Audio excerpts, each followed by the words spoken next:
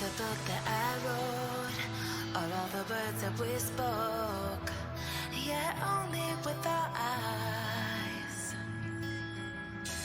Now is the time to choose. Somebody wins and some lose. I can see through your disguise. Lay down, hope for something better. Looking at the clouds, the weather and the weather. You can't keep this up. The lies are just too much. Kick back, start another fire. Looking at the clouds, making shapes that you admire. And you can't stop it now, 'cause you don't know how.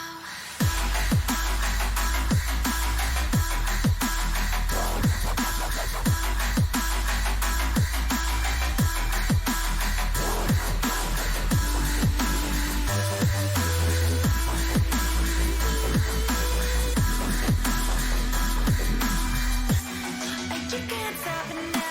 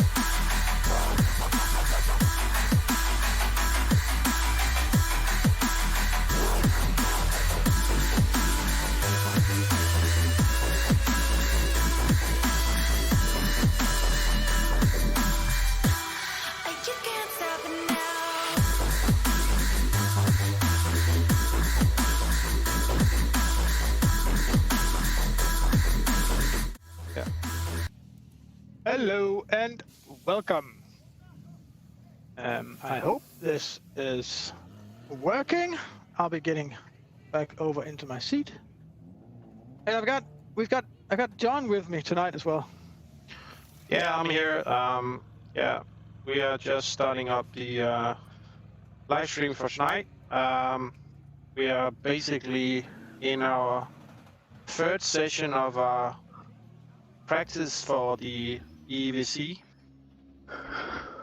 Yeah, and the thing is, tonight shouldn't have been just a regular practice. It should have actually been a qualifying session for the teams that wanted to drive the hybrid car instead. But it seems the hybrid car wasn't as popular as it seemed in the beginning.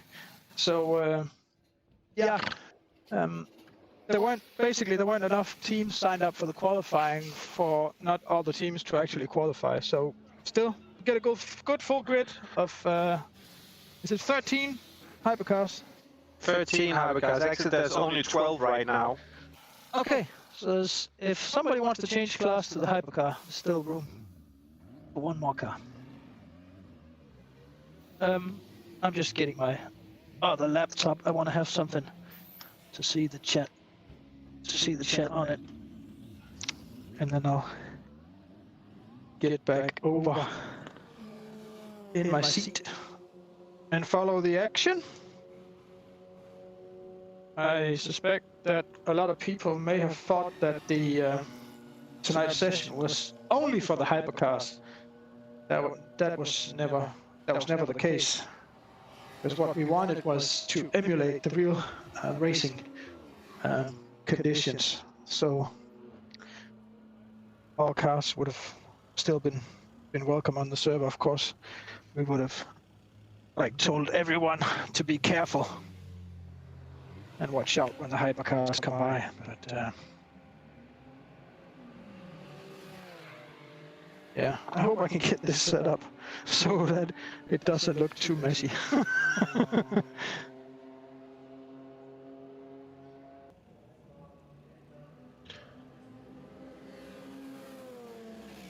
I need to get some timing information as well. While Peter is setting up his PC now for tonight's practice, I just want to announce that we have less than 2 months to the EEWC, which is about 54 days and 22 hours for the doors to open. We are very much looking forward to having all these teams joining up this year. We will of course have a record event in regards to team participants. We will also have more than 200 sim racers and real motorsport stars in our event. Plus we will have additional speakers and lectures happening during the weekend. But it's very good to actually be so close to the show.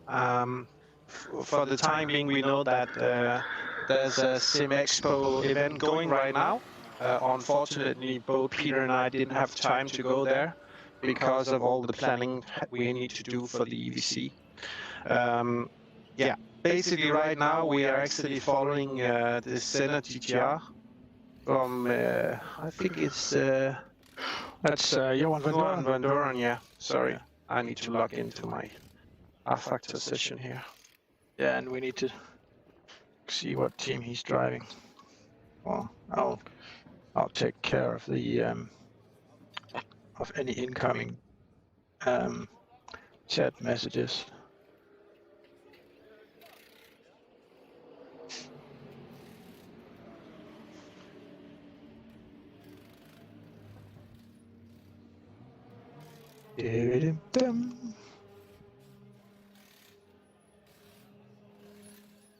If I can get some internet access on this laptop. Should be a Wi-Fi connection there, so why not? Yeah, but I've turned off Wi-Fi because I wanted it to. I wanted to make sure that it was on the. Like if you start to stream something, sometimes it defaults to a Wi-Fi connection, even though it's way slower than the cable one. Yeah. So that's why I momentarily disabled the Wi-Fi connection to make sure that it would use the cable only.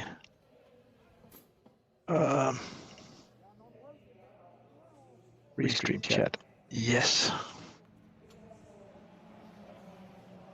New version available. Okay.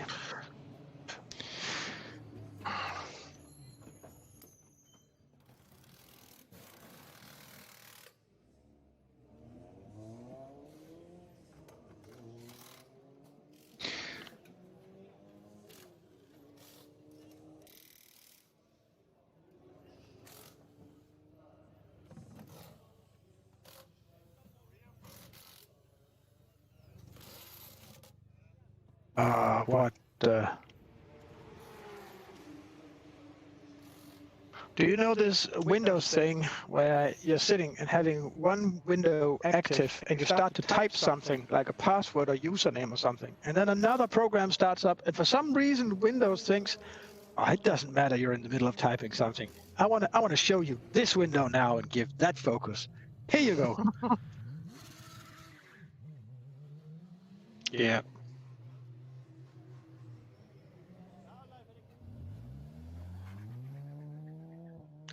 We are now watching Johan Van Drooyen driving in the Senna GTR, the newly launched car for R-Factor 2. The Senna is based on a 4-liter twin turbocharged V8 engine, and it's actually a road legal McLaren car, which the only track modification led to more power and greater torque, 800 PS and 800 nanometers torque developed into the road car. You remember what we talked about the first night when this premiered? We guessed at how many horsepower it was, and I guessed at 850. Yeah, so I wasn't that's pretty good one. It's actually 825 to be exact. Okay. PS. I was kind of looking at the wind resistance of the car and then guessing at how much power it would need to get to the 345, 350 kilometers per hour. And yeah, what is more interesting is the aerodynamic packages, which is actually create about 1,000 kilos of downforce. This is 200 kilo more than a normal road car. But if you're moving at 300 kilometers per hour, just the air pressure, if you try to put your hand out the window, like if you could in a normal car drive 300 kilometers per hour and then just put your hand out the window, if you do that and you put your hand out the window suddenly, that's enough force from your flat hand to break your arm against the B-pillar. That's why you don't put your arm out. Yeah, but then I guess you can see no wonder that it makes 1,000 kilos in downforce. But actually you can't measure force in kilos, so that would, since it's equivalent on planet Earth, it's actually 1,000 newtons of force. Yeah. Going back to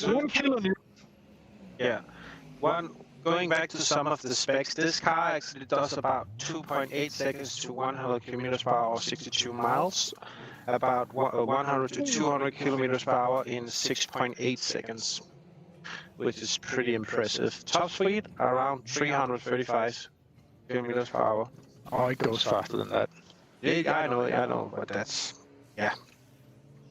310, spec-wise, 320, 25, 30, 31, 2, 3, 4, 5, 6, 7.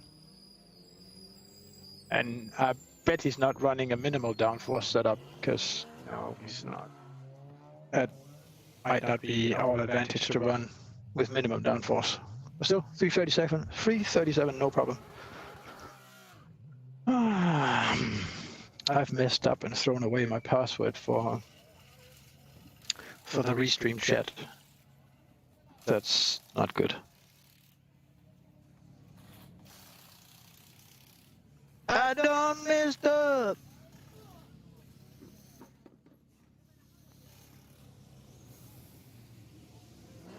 But everything is running, so even though I don't have my password, everything's still running.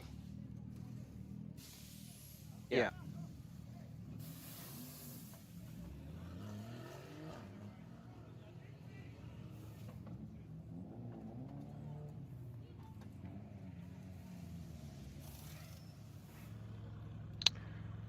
Yeah, of course you want to do that and put it in the middle of the camera window. Yes, why not? Should we try to focus on saying that within the next couple of weeks, actually 1 month prior to the show, we will start to reveal the names on which who are the person actually driving in the different teams. We also have an upcoming deadline for the skin package for all the team, which should be delivered about the 24th of September. Which is, approximately 3.5 weeks from now. Yeah. That means that all the sponsors needs to be settled for all the teams around that time. you won't have any possibilities editing these skins after the 24th of September. We're sorry about that, but that is because of time pressure, and we really do not have any time left to update the skin packages after that. So please make sure that you have all settled around the 24th of September for this event coming up. Someone managed to leave the server just as the camera was trying to do a replay. So someone crashed and then left the server. That's excellent. Usually happens only in practice sessions because people get frustrated if they crash and then they crash and leave the server. Then the replay tries to do a replay of a car that doesn't exist anymore.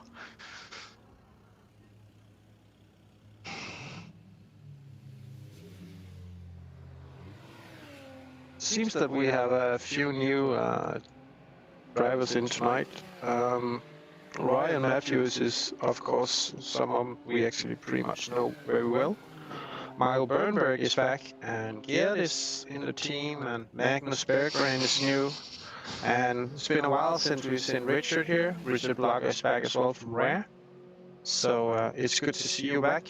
I wish you all a great practice tonight, and I hope that you managed to get some good setups waiting.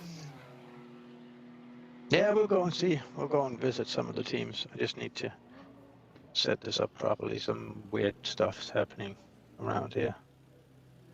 And I don't know. I have no idea why.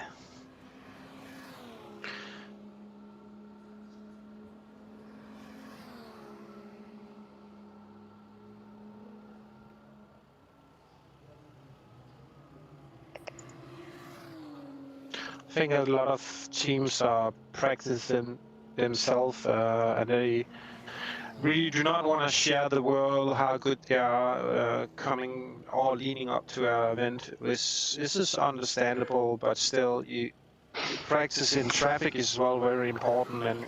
But just driving single player, it doesn't really help you that much, to be honest.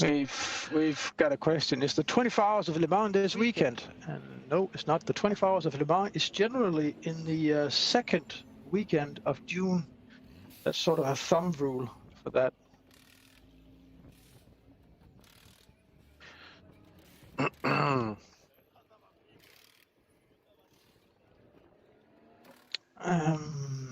Okay, I actually think the guy meant that when is our race the 24th of Le Mans.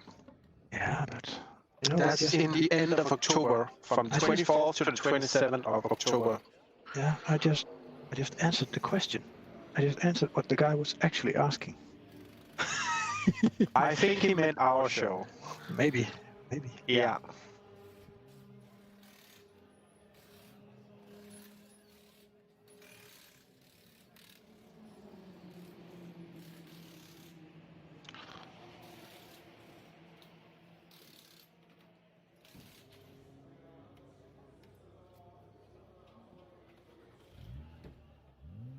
Okay, so this password doesn't work on this machine, but it works on another machine. That's...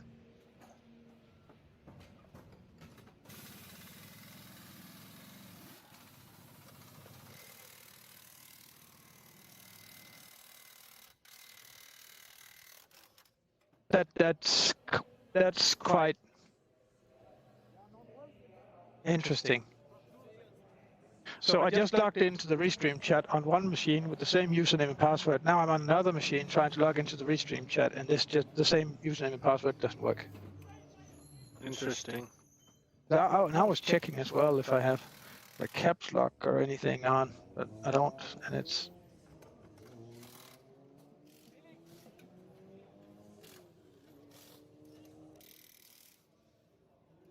Like, it's not even joking. The same username and password doesn't work on this machine.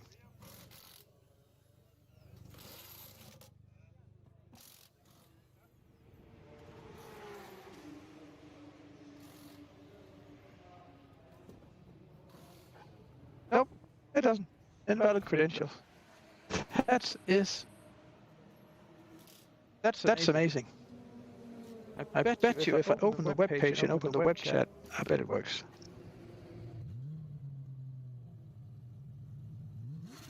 with the same username and password, of course.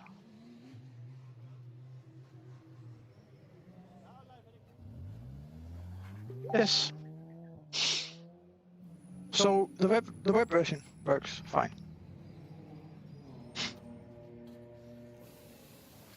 Do not get me started on this one.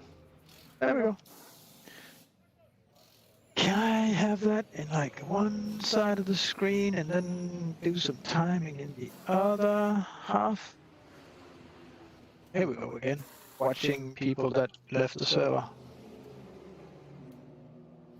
in slow motion.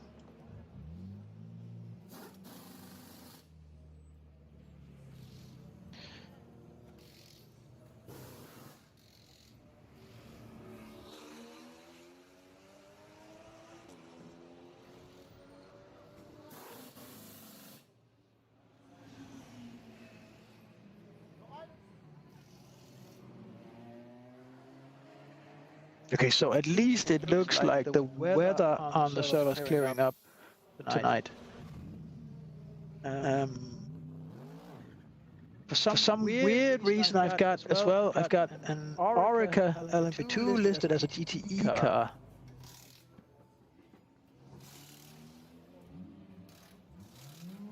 I've got a McLaren 220 or 720 listed as a GTE car as well, which is strange things.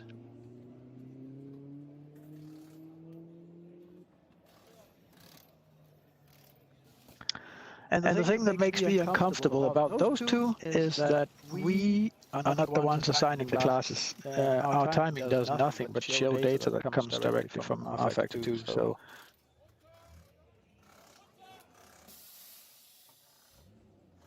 when that starts showing up data that's wrong, it's quite concerning.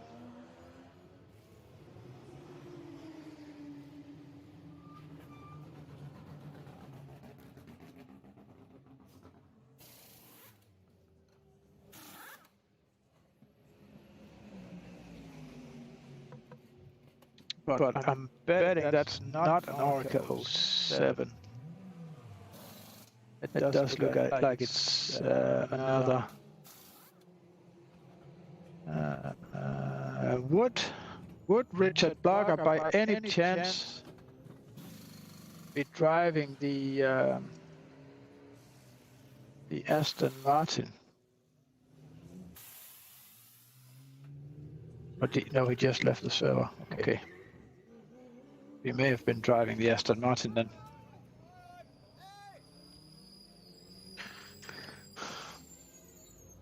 Because he's registered with a 356.4, which is definitely a GTE time.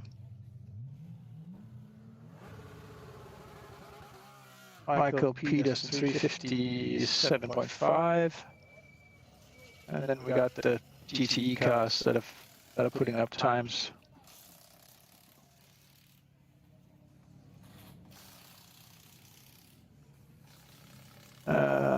Just 402 and 422 and 4023.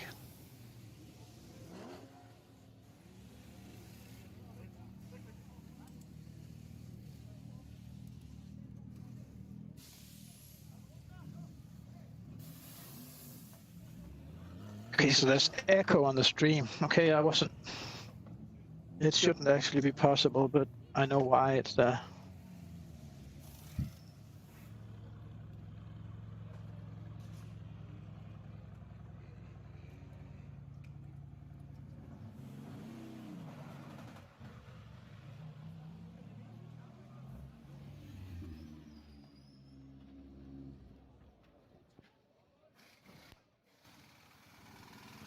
That's it, the echo's gone. Thanks for letting us know. Yeah, thanks for that, Michael. As earlier said, tonight there won't be any qualifying for the hypercar. The reason for that, we didn't have more than 3 sign-ups before the deadline, so that means that the 4 positions which are available, is the 3 positions will be given to the teams who actually signed up. And there's still one position left for any team who actually wants to sign up for the hypercar. So no qualifying tonight.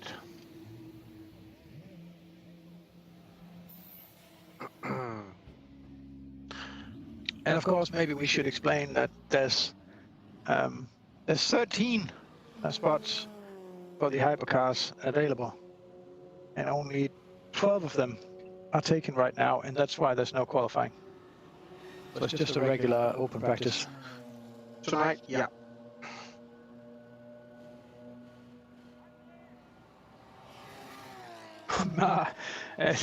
Skinning issue with that completely white hypercar there.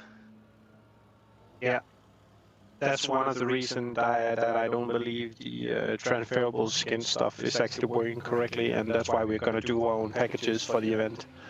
And that's why there is a deadline on the 24th of December, basically. Yeah, like if you look into the vents at the front of the car, left and right side, just when the car comes by in the light, you can see there's a whole lot of texture flickering going on there. There's two 3D models on top of each other, very close to it. You can see it there.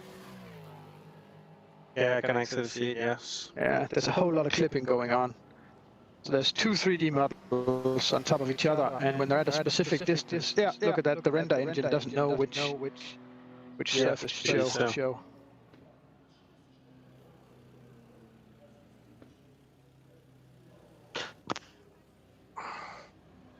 And it's at a specific distance, so the 3D model has different levels of detail.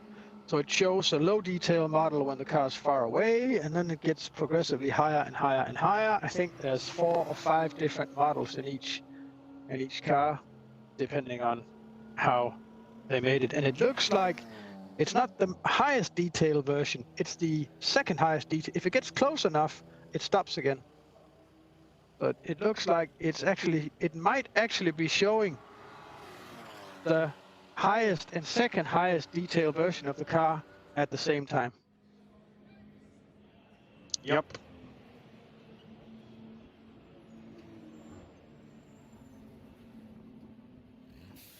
But because that area is usually painted all black, it's only because the car is the auto skin transfer didn't transfer the skin properly to get an all white car, and then you're clearly able to see the flickering.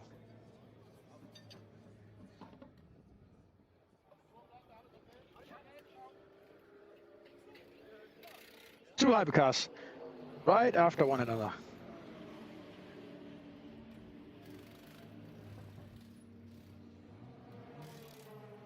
Do we have? No, we only have those two hypercars on the server, right?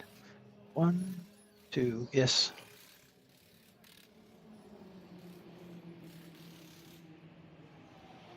Yes, that would be Matthew de Krop from the One Move eSport team. That's the all-white car, but the skin hasn't transferred properly.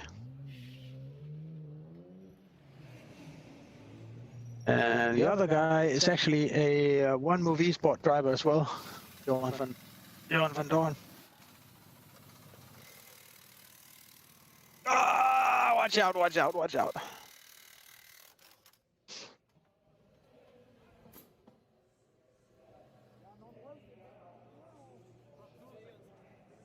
I don't know what it is, John, about the front of that car, but it reminds me so very much of the Ferrari the old Ferrari F40.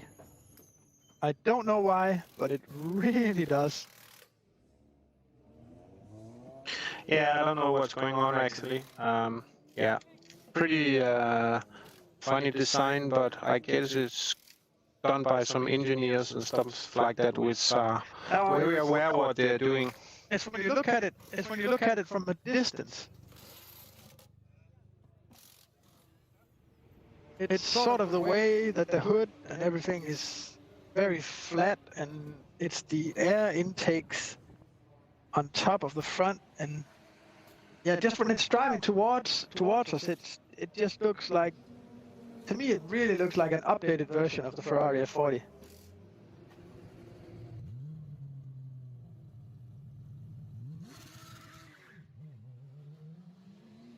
someone else saying in the Twitch chat that it reminds them of the good old Lamborghini Huracan as well. Well, that you can't call the Huracan old, because that's the very new model that replaced the Gallardo.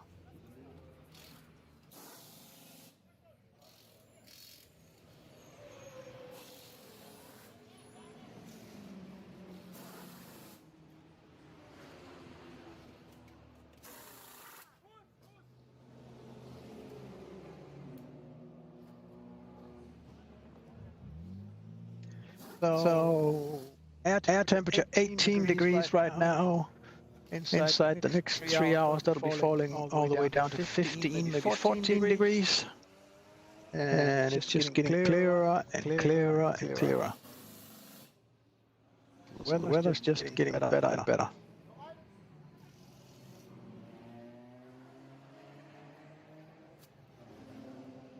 Oh, fastest lap by Matthew de Crop now. He's down to a 3:25.3, but we can clearly see that the track hasn't rubbered in properly yet. It'll take a lot more laps until the track is properly rubbered in and they can start to produce proper lap times.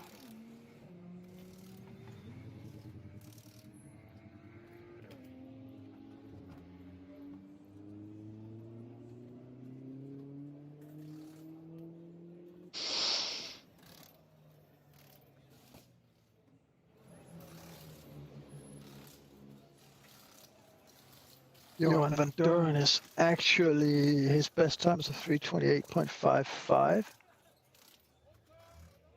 which is actually more than 3 seconds slower than Matthew de Crop.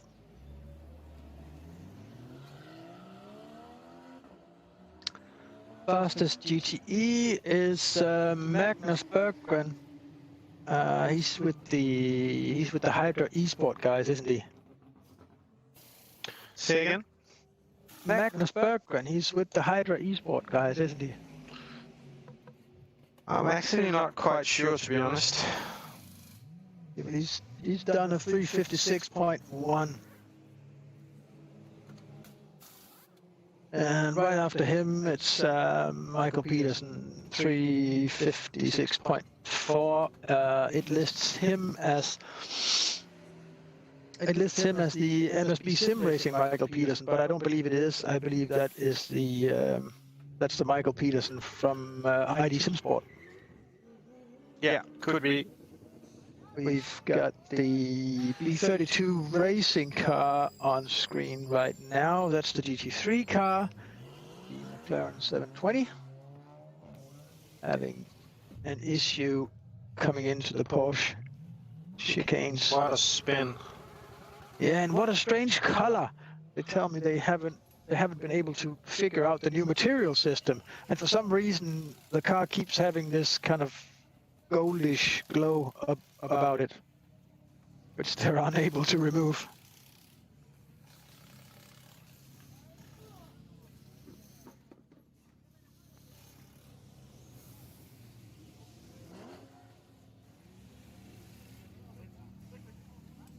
Oops.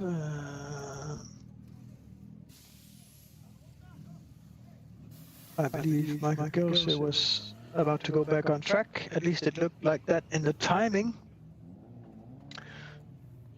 So new lap by Matthew de Crop in just a few seconds, crossing the finish line. And that was another improvement. He's down to 3:24.092 now. We get another one from Johan van Doren as well. 3:28.9, so that was no improvement. Next up, we have Gert Nielsen in the GT3 class.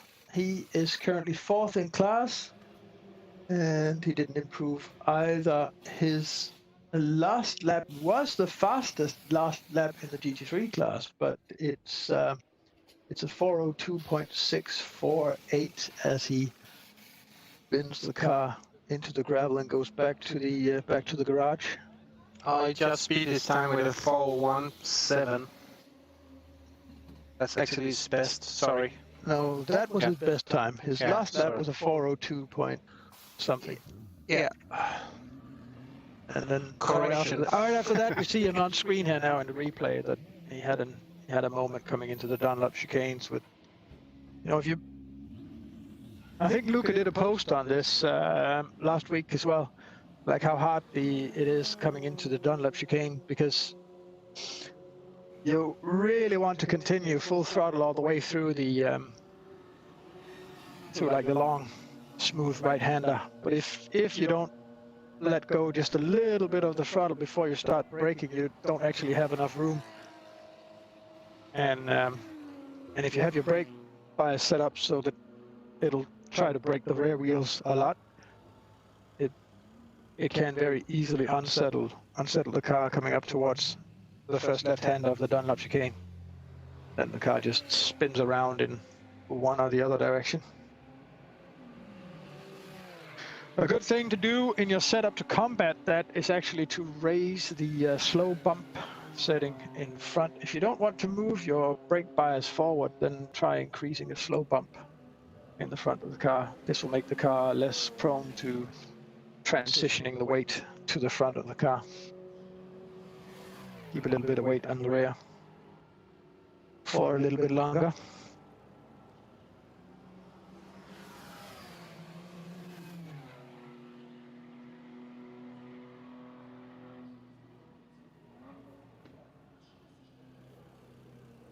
DGTS Morton something is where? Nick Newcomb on the server again as well. DGTS guy. There we go. Yes, that is listed as a Callaway Corvette, but showing up as an LMP2 in here. So definitely something's wrong with the timing. But it is an LMP2, and it's detected as an LMP2. It's just not a Callaway C7 GT3R. It is an Orica 07.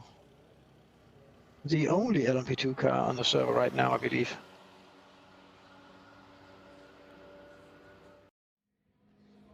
With the 337.324.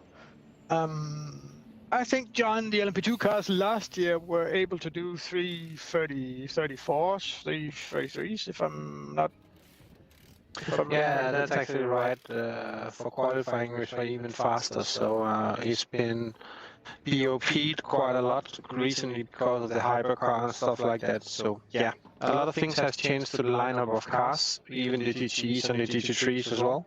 So there's a lot of resetting up the cars and yeah, making new stuff to your car to make it go faster again. Yeah, and it does seem that Roy de Munck was very spot on with his diagnosis of the hypercar, because what he says was that the car felt easy to drive, but it was still very, very hard to get good lap times out of it.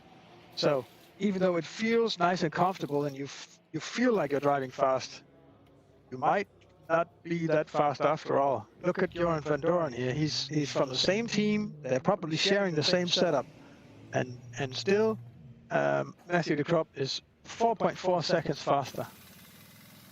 Strange. Now the car is just the car just has a way of making you feel falsely comfortable in it. So you feel confident and comfortable that you're driving fast, but in reality you're 3-4 seconds too slow. Yeah. It's the same thing. I think they've still got that from as well as from our old LMP1 car. Was actually a goal to try and set it up that way, so that guys that weren't able to do proper data analysis and stuff like that on the car would think that they were going quick. But then the guys that could do the proper setups and make the car really go fast could go a lot faster.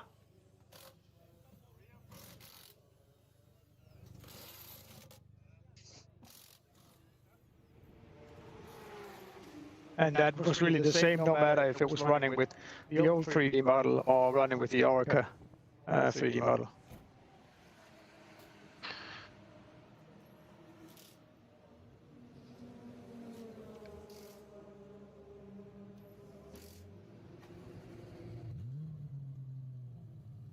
John, I have a confession. Yeah, I still haven't rendered the proper introduction with the EEWC logos for the commercial break, but I think it's long overdue that we handed over a bit of time to our partners. yeah. We need to keep track of that as well. We'd also Drivers and teams are important, but it's actually the partners paying for most of the show. So let's let them have a word. We'll see you right after this.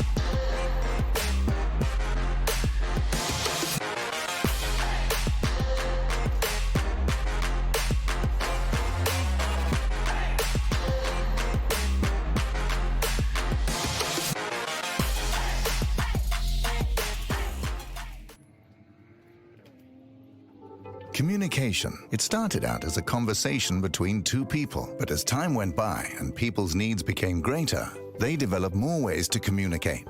Businesses today need to minimize incomplete connections. Therefore, it is critical that they provide optimal service.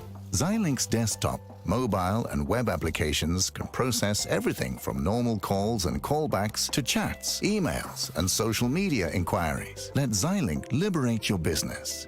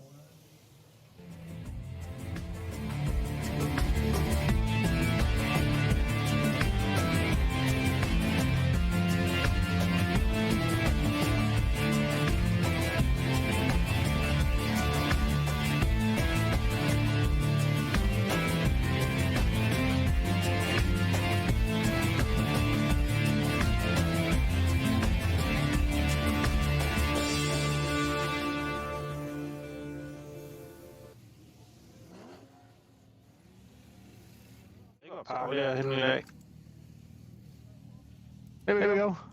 Back again. And welcome back to our live stream. So the all white one is actually Matthew. The crop. I'm sorry. I'm at the editing computer. That's why the chair's empty. Watching the live timing right now, we have Riley Mook now in front with 323. That's a Roy joined the server. Yeah. Cool. 323.4, followed closely by Matthew the Crop with a 323.8, and then Johan van Duren doing a 327.6 as well in the McLaren Senna GTR. Jumping directly to the LMP2 class, the best time is 3:37 by Orton. So there's Still 37, no improvement. No improvement. And Mads as well joined the server in the Callaway GT3 car, doing a 3:55.9. As I said, 55 is pretty fast for a GT3 car. Yeah, Mads is doing very well in that GT3 car.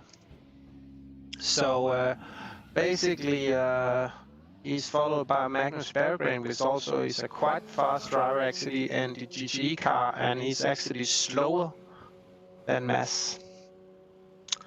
Which is, yeah, I think there needs to be some setup done here for that car. It should be faster. Yeah, I think we were joined by someone. Yeah, Someone is Neil. Hello, Neil. I think he he's can't gonna speak be. because he hasn't got speaking power. I need to grant him powers. So you have the God mode, Peter. Yeah, I have some kind of mode at least. If I could even find my team speak client. I don't know if we have any guys from the Sim Expo here with us. It could be nice. There we go, Neil. It could be nice to having people in our chat talking with us in regards if they got some great news to share. As both Peter and I has been away and not following that much of the news coming from that end right now. I think we'll catch up by tomorrow or something like that. But right now we are not much into that. So if there's any cool news you want to tell the world in our chat, you're more than welcome to post it here. Good evening, Neil. I've got the power to speak now.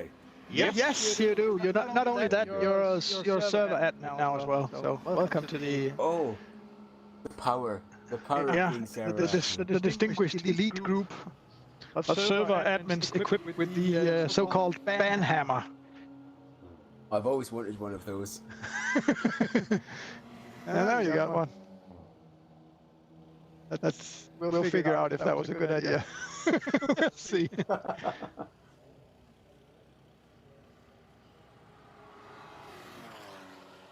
There's not an awful lot of going on the server tonight, except just looking at the lap times between the DTEs and DT3s and the hypercar and LMP2s, but the hypercar's so obviously faster than the LMP2s, so that should never be a problem. Should being the key word in that sentence. Yeah, but it's like, the thing I'm more concerned about is like the speed of some of the GT3 cars, because some of those are extremely fast.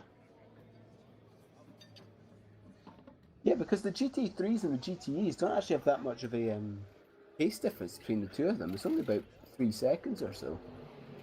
Yeah, and then That's it's... that.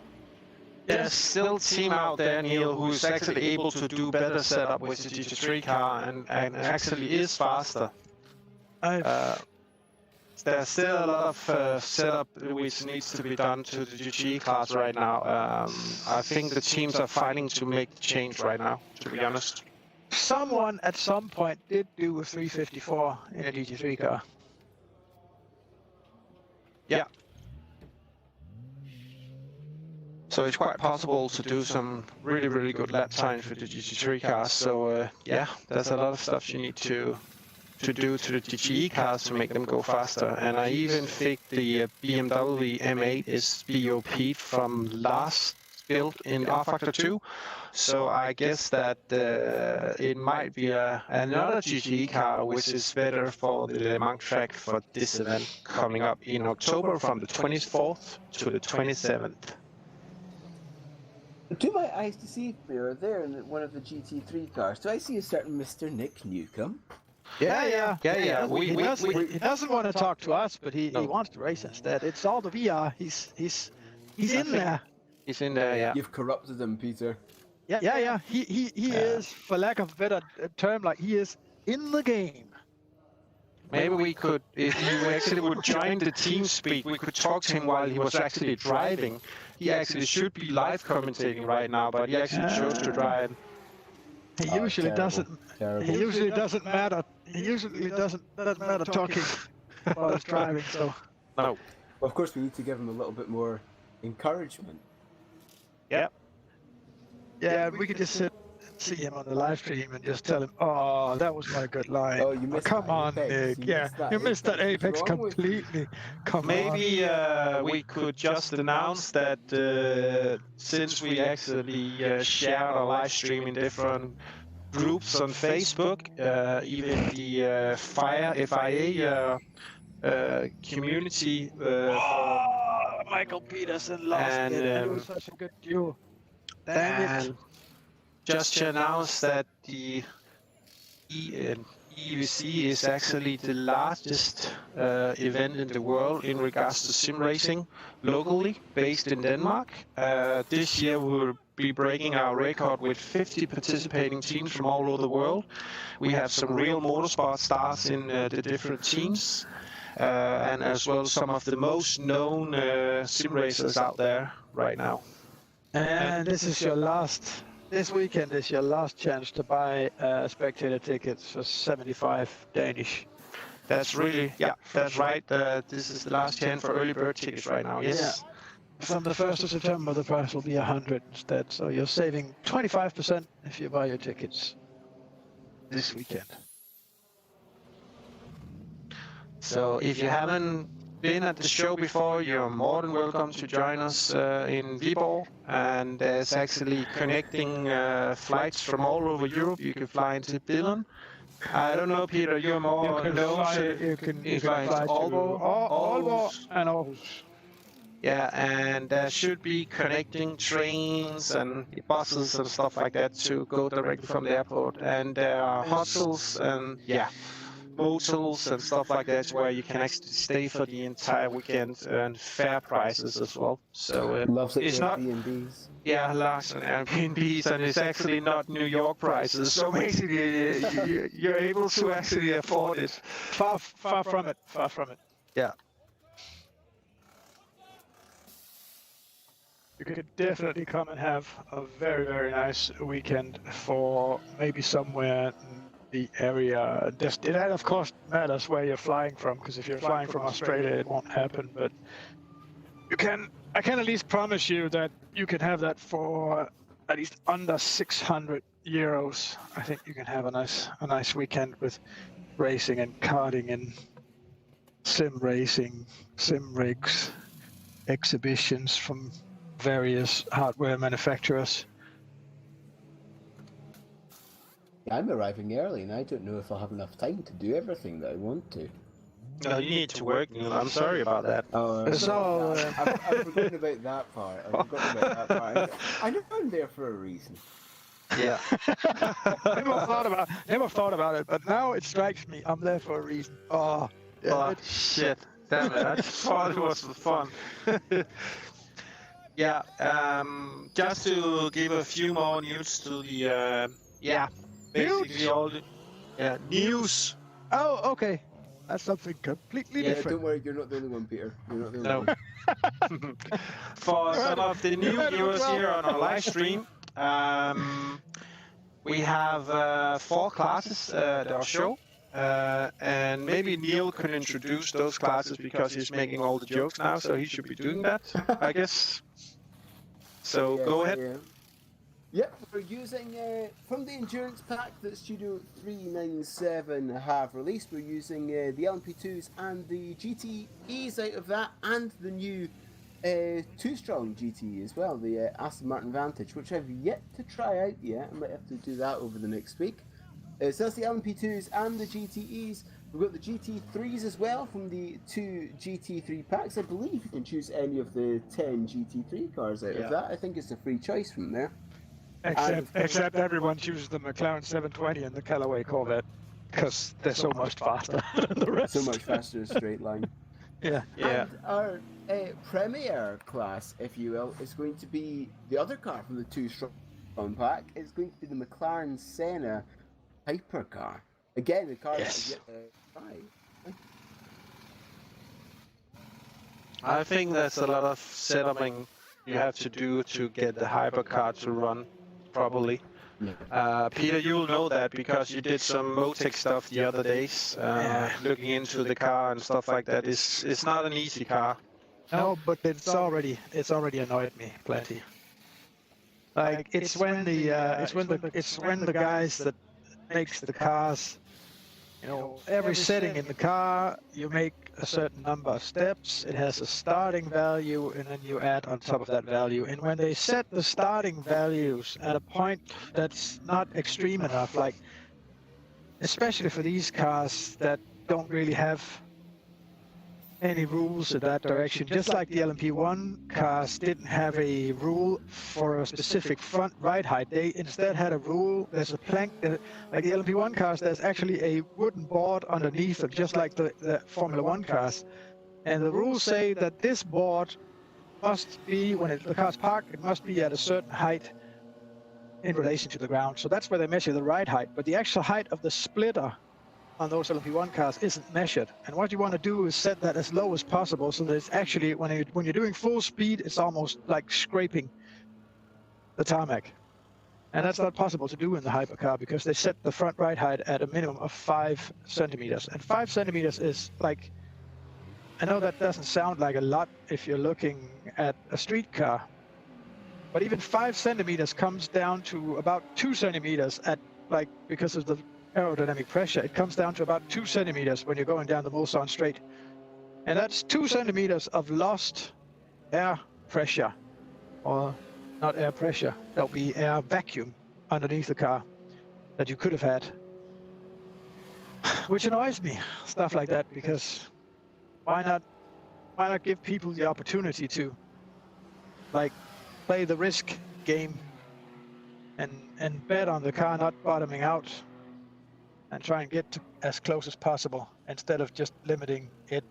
Like, to me, making setup options like that is basically saying, well, people are stupid anyway, so they just go for the lowest ride height anyway, so let's just limit them to 5 so they can't make mistakes. Oh, whoa, the number sign, goodbye! Surely lowering the ride height, just lowering it completely down, is one of the first things you do anyway when you're setting up a car. At least that's what I do when I'm trying to set up a car. Exactly. Like, that is one of the first things you go for, is like, see how low can you get the front, and how high can you run the rear without losing downforce, because the higher you run the rear and the lower you run the front, the more suction, or the more the air going underneath the car will be accelerated, which creates this suction vacuum.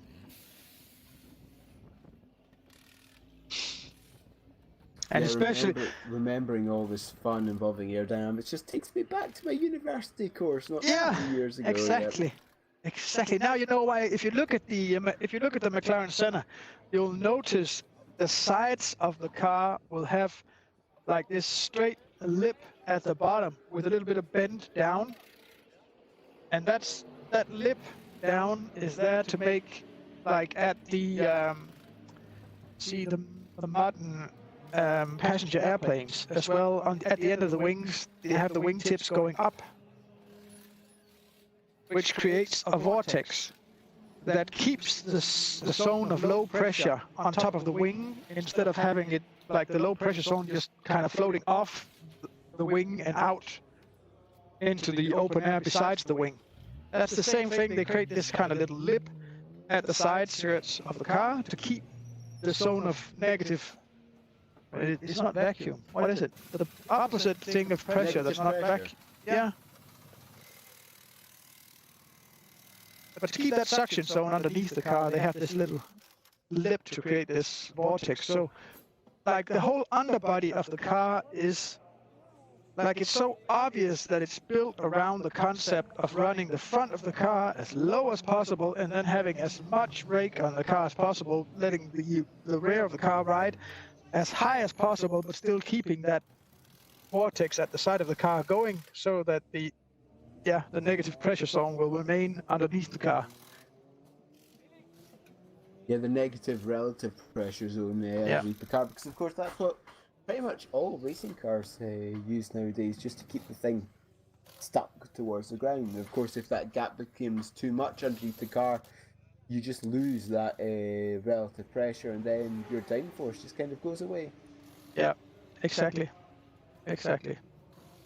But did you know, Neil, that the underbody downforce is actually much more stable and much less sensitive to things going on around the car than all the wings and winglets and everything going above the car is.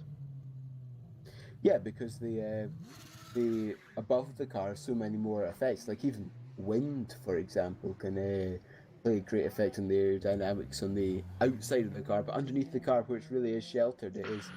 Yeah, you've got pretty much linear downforce when it comes to speed, and again, because of this underbody downforce and how much you can get out of it, that's where sometimes you can get a little bit of a paradox where the faster you go, the more downforce you've got. So you just need to be brave through some of the corners sometimes.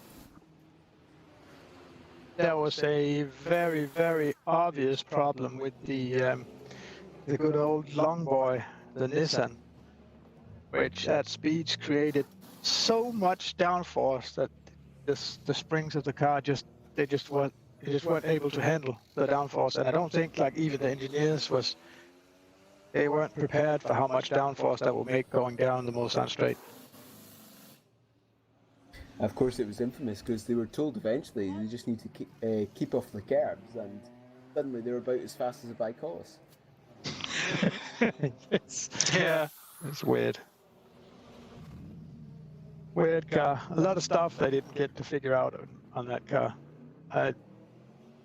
I would so much bet there was so huge potential there if they actually got the time to figure it out and sort all of those like things they weren't prepared for. If they sorted all of that out, I think that would have been actually a very competitive car. Oh yeah, front wheel drive. That was really unexplored potential because nobody had done that. Well, at least they all had four-wheel drive, so they had drive to the front wheels in some description. But of course, it was as far back as possible, where the Nissan went completely opposite direction. It really is something that could well be one of the greatest mysteries of modern endurance racing. Is if they developed that Nissan right, if they before they even went out on track or even continued the program, really, what sort of speed could it have brought? Yeah, well, they did have more than double the weight of the car in actual downforce as well. So the fact that it was front wheel driven, and you'd think that it, like normal street cars struggle as soon as they get to about 250 brake horsepower, they struggle to put the power down. But this wouldn't, because it would always be going like at about 200 kilometers per hour or more, and that would give it at least twice the weight. Even at Mulsanne Corner, the LMP1 cars got down to about 100 kilometers an hour, and that really was the slowest. Sorry, the slowest point in the circuit is Arnage, where they get down to about 85 kilometers an hour or so. But they're still going at a pretty fair rate of knots, even on the slowest point of the circuit. Yeah, and the thing is, as soon as the car starts to accelerate, then it will start getting more and more traction as well.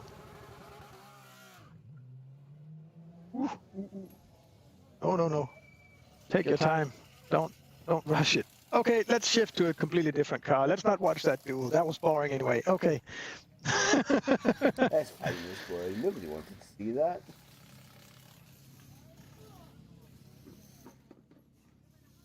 Andre de Vries. Okay. He's been watching for some time now and haven't seen one who's keeping the car on track. Well, that's a bit of an illusion because we're running autocam, and the autocam really likes to show people going off track because it's kind of crash porn. And also, of course, it's testing, so they're pushing the limits of what the car can do, and perhaps doing some setup work as well. And especially when you're going around the Porsche curves, you just get one click too little on that rear end, on that rear wing. You can just lose traction. Yeah, and this is after all, this is a practice session, so you see a lot of guys going around trying to push the car harder than it really can handle. So yeah, that's just practice. That's the stuff you see. So the fastest GTE time at the moment is a 3:56.1. I think the fastest GT3 at the moment is actually faster than that. Yes, the 55.9 as it stands. So the GT3s and the GTEs could be having quite a nice little battle when we get to October. Yeah, except the GT3s have kind of a, in my opinion, it's a big advantage having the ABS and not locking up the front tires, like not ever locking up the front tires if it's set up correctly. That would give them on tire wear, it would give them a huge advantage. And a little bit of traction control as well, which certainly helps coming off of Mulsanne and off of Arnage corners as well. Yeah, but both classes run traction control, but the That's huge, true, they do. Yep. yeah, the huge difference is the ABS. All the GT3 cars have the ABS at their disposal, which is why you don't see any smoke from the front tires of those cars, or usually don't. Usually, yeah. You obviously haven't seen my driving. Of course, if you start to spin the car and it's going sideways and you got all four tires blocked, then there's no way around it. It's still gonna happen. That's actually that was a good image there where you get to see the edge of the car. You know, I'll try and find that for you as well. You can clearly by the carbon plate at the bottom of the car here, you can clearly see that it sort of ends in a slight bend down, like a little lip bending down. See if I can get a good view of it. There we go. Like the front splitter as well has this lip. Thank you, AutoCam. AutoCam loves you. Yeah, it really does. Now let's have a nice screen here. This is really great. Here we go, in white, same camera angle. And that lip just trying to keep the area of low pressure as large as possible over the bottom of the car, and that's what helps make its downforce. Seems like as well they're trying to. I'll try and find another one again. Where is it? It's up at the top. The number 2 car. Here we go. It has this sort of wider plate behind the front wheels with a vertical winglet. They're trying to direct the vertices coming off of the front wheels down along the side of the car, because they really want those vertices to be kind of because it doesn't matter if it's sucking up the unstable air and using that for engine cooling or brake cooling. That really doesn't matter. So they want that like shielding the side of the car and helping to keep the low pressure zone down beneath the car. That McLaren Senna really is a nice car, though, isn't it? Yeah, it does. It does look like. It does look like a very, very advanced sports car. But then again, it's not a prototype. To me, it is. No. To me, it really still looks like something like a really exotic sports car that you actually could see on the road. And that's the thing. That's the thing with the LMP1 cars. They don't look like that. They look like alien spaceships made purely for racing. We just have Henning Wollert in the McLaren Senna GTR doing a 3:21.467, which is actually the best time in the McLaren Senna today. I'm kind of guessing he's straight into the pits again. So that would have been a low fuel run. I think Matthew and Wright did that as well before. Yeah, you can see the only LMP2 time started in this session is the 3:37.3, so about 15 seconds faster than the LMP2 cars. Yeah, there's a good gap there. No problem. Yeah, should be fine. As Jorn van Doorn is just making his way around Mulsanne. That car's yet set a lap time, though, I think, in this session, hasn't it? Johan van Doren has a best of 3 27.248, and that was his last time as well. It would help if I actually had my glasses on to read that. Yeah, That might be helpful. I don't know. It's kind of small. I kind of need to work on the sizes and everything of this. But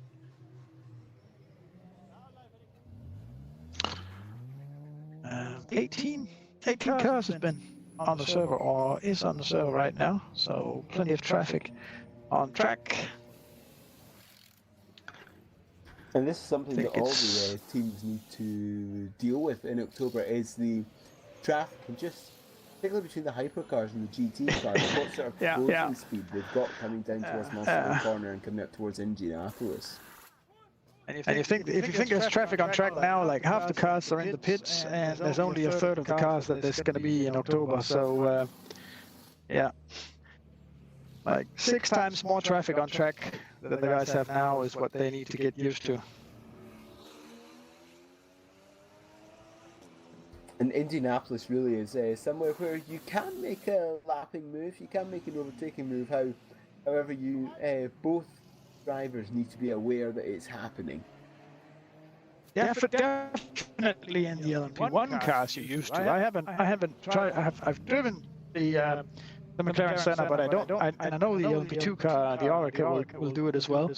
But I don't know how exactly how good the Senna is at those kind of like mostly trying to do overtaking from the outside of the slower cars is a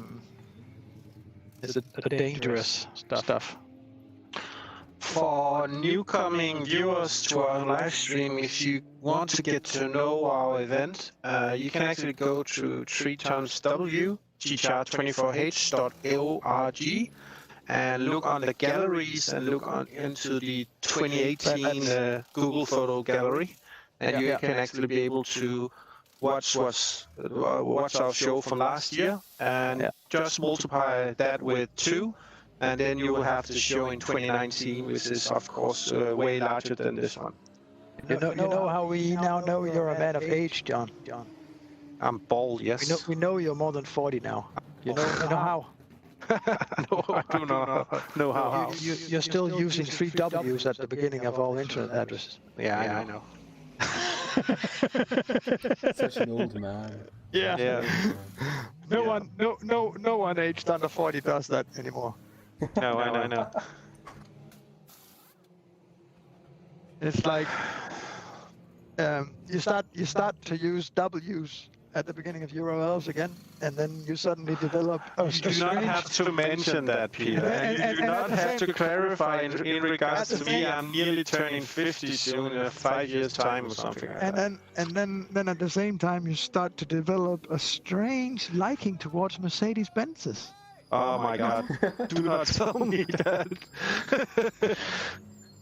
You start like that's the age thing. You suddenly That's the age thing, yeah. Yeah, you suddenly look at a Mercedes and think, ooh, that's actually quite a nice car. Yeah. Like Volvos as well. Volvo is a great car. I would like to have me one of those V90s. That's. I actually want to have a Volvo, the new Volvo Polestar 2. Did you see that? Yeah. I bet you want one. Who doesn't want one of those? Yeah. Complete electric car, but it's really nice looking. Great car. I was looking at the like the 90, was it the 98 850 T5?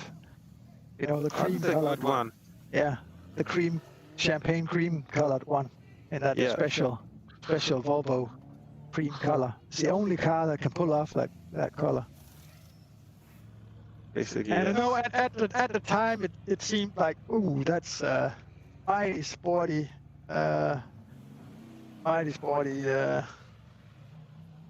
family container car. And then I look at it now and it's like 240 brake horsepower or something, which is not really that much anymore. And what year would this have been released there, Peter? 96 or 98, I believe. Oh, so it's about the same age as me then? Yeah. That's wonderful. but I bet you don't have 240 brake horsepower. As far as I'm aware, no. You're going 0 to 60 below 7 seconds. Yeah. Still, Zero to crack a joke in 6 seconds. maybe we should turn the talks towards the EVC and getting more into. Ow! Yeah, okay, sorry, John. That's just a bad crash. Yeah, that's fine. It's fine, just a bad crash, just someone vaulting over barriers. It's Yeah. fine. Come on. Let's have the replay. Come on. Do the proper replay. So, just to make all the viewers here to get to know one another, I am John, and been a part of GTR for the last 3 years, and we have as well Peter with us. You can just pronounce your. Hello! I didn't think it came on live stream. Maybe it's delayed. It's delayed. And then we have Neil Heatley with us as well, who's normally doing all the live commentating from the live studio, but since he's now in Germany, he's on the live chat instead, with no camera support there, so this is fine. I've still got to get all that set up. It's fine. Next week it should be okay. Yeah, no problem. We got plenty of time, some 2 months until the show. And also for people who doesn't know that we will be closing down the practice live stream show 1 week before the show because we had so many stuff to do in regards to the show. So basically the next Friday will of course be live from the show floor at the EEWC, directly in Viborg Cold Arena, which is You mean not next Friday, but the last Friday before? The last Friday before the show, yeah. So I hope for newcomers to the live stream that you will actually look into our stream in the coming Fridays, where we're actually going to have a lot of cool talks about what's going on in the EVC. And as well, if you have any questions, do not hesitate to ask them in our chat, and we will try as much as possible to give you an answer on whatever you might have of questions.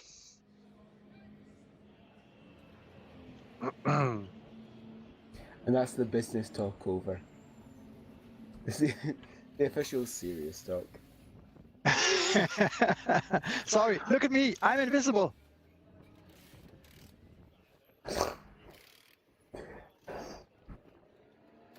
I've got my black book of notes somewhere. Where is it? I think they're over there. But yes, the GTEs are they're fairly interesting because they've got 4 of them now, and I'm not exactly sure how well the Aston Martin stacks up to the other 3 at the moment. Is the Aston Martin being balanced properly on release between the itself and the Corvette, BMW, and the Porsche? I have no idea. I haven't touched it so far. Haven't done any laps, but I could turn on my sim rig and start to test that out now, actually, and we could get me on camera as well, trying to do that. That might actually work. I don't know how much power I've got left in this outlet, so when I turn this on, maybe the entire thing goes down. So I'm not really sure it's a good idea. Oh, that'll be fun. I don't know.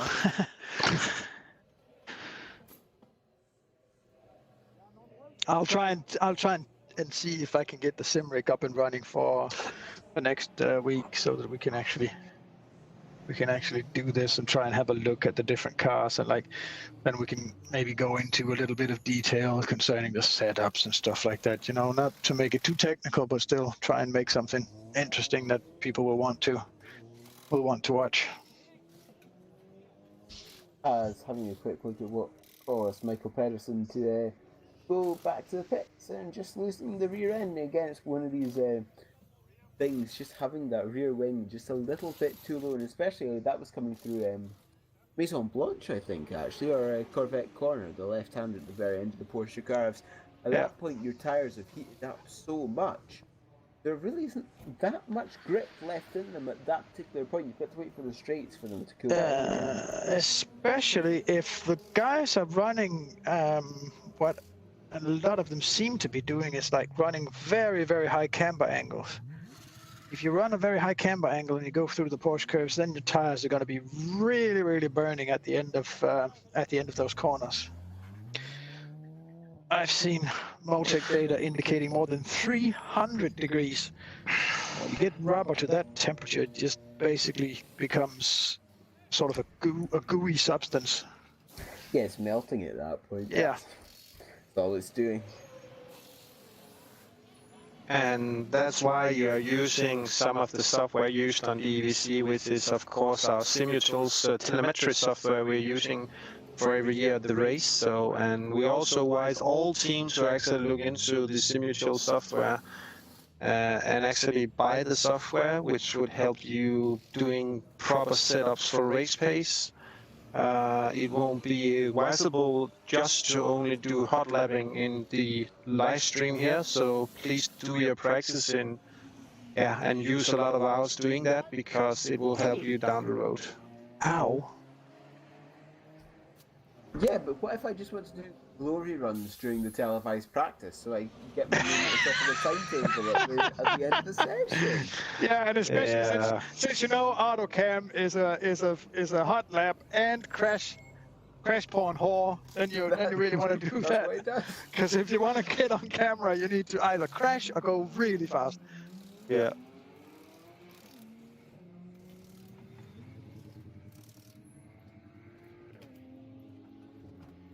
I'm really hoping that we get the setup going with the partner delivering the computers, like rather yesterday than today. But as soon as we get that up and running, it'll be so much easier to.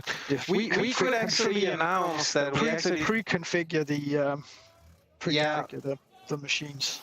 Yeah, we could actually announce that we actually got a new partner today joining the EEWC. Actually, today we got, how can you say, a final, thing going in regards to the sponsorship of the whole scenery, which is where the commentators such as Neil will be sitting. And that will actually yet again be Alienware who's gonna set up their PCs and screens for that. And we are really welcoming those guys back, because they're also providing us with all the laser projectors for the show, which is really, really great stuff, because it's actually be very, very good for the spectators who's actually joining our show, so they actually can see and watch the live stream on really quality 4K content. Basically. 4K. Oh. Yeah. You can get our 1080p stream on a 4K screen, because we can't stream 1080p since Twitch won't let us. No. There's So- a strongly worded letter to them to make you stream 1080p. Yeah,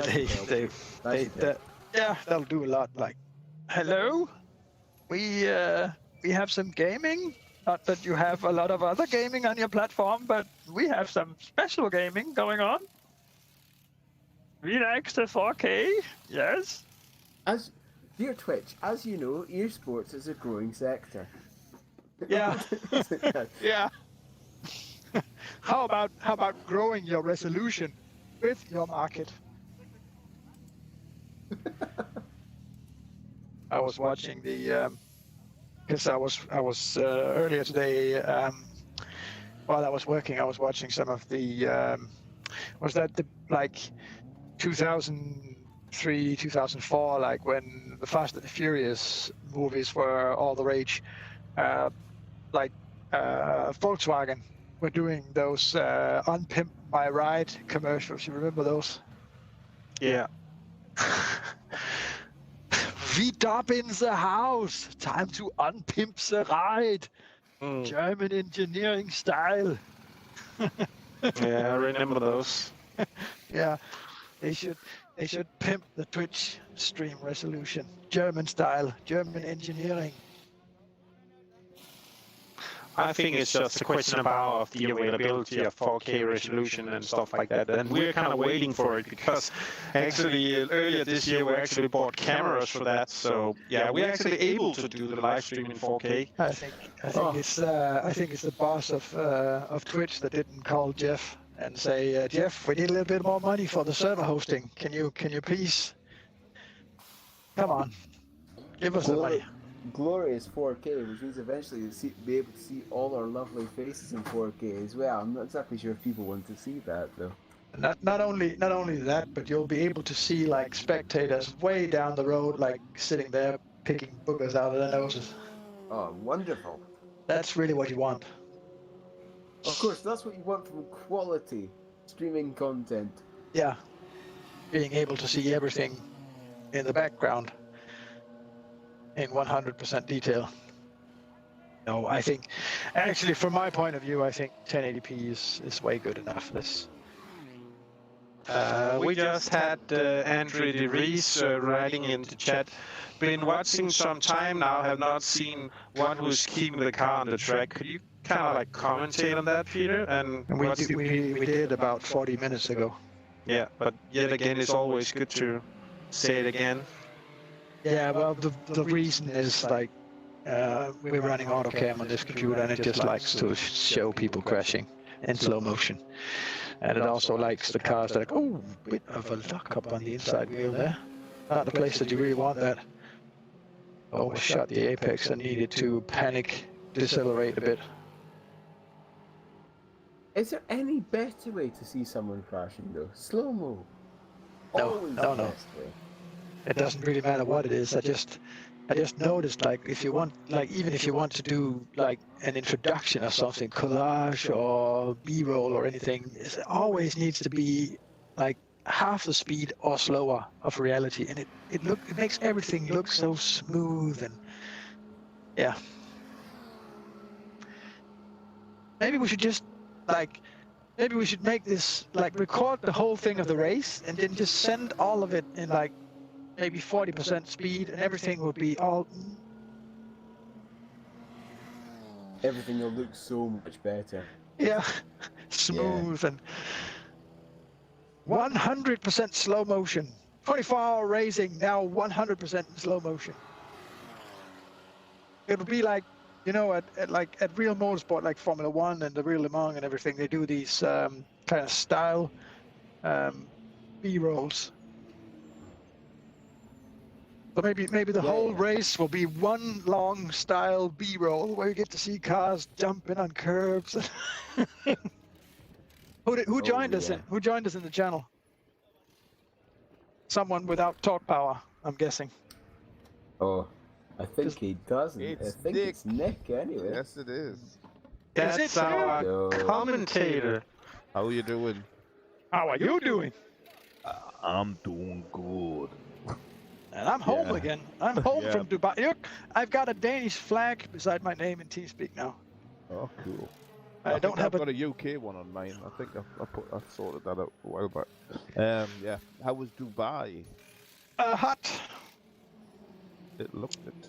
Hot and humid and full of business. Good. Yes, it actually was. It was a very good time. The people down in Dubai are so friendly. Like, I don't think you can imagine how friendly people really are. Just like Danish. Nope. A lot friendlier. A lot friendlier and much more welcoming.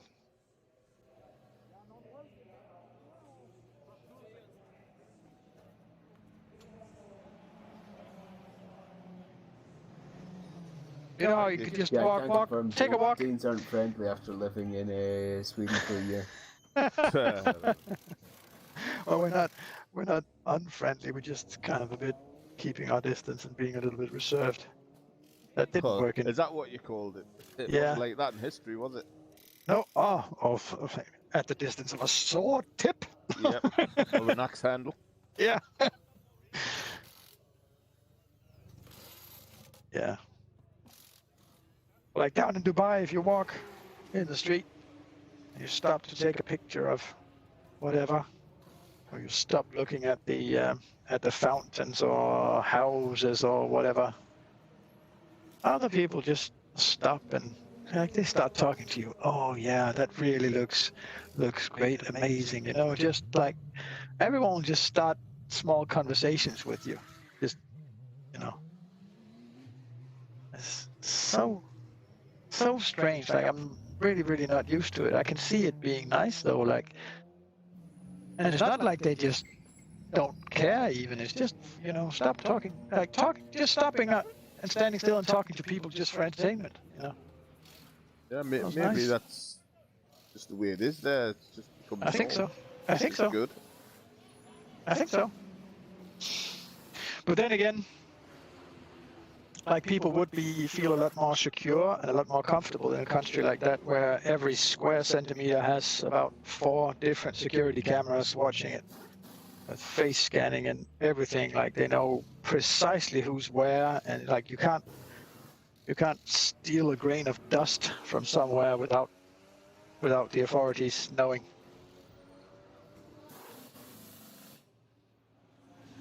And you'd think it will make people feel uncomfortable, but from my experience now, it's exactly the opposite. Like everyone feels just so secure and yeah, very relaxed. You won't ever have even if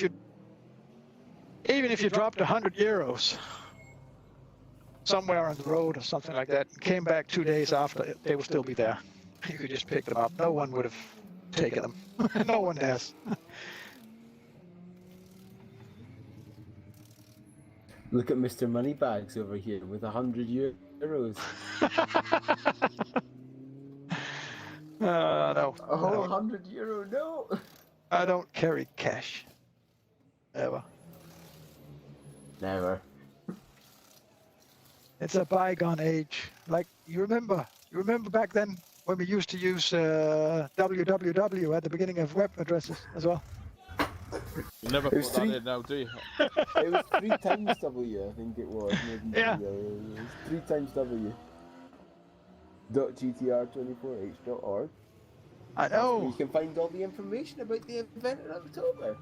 I know John remembers that time. 75 I know. Danish krona until Sunday, where it comes to 100 Danish krona. Yeah, it's the early bird pricing going on still. For Sunday, yeah. And remember, the even the standard tickets, like not the VIP tickets, but even the standard tickets give you like full access to the entire venue.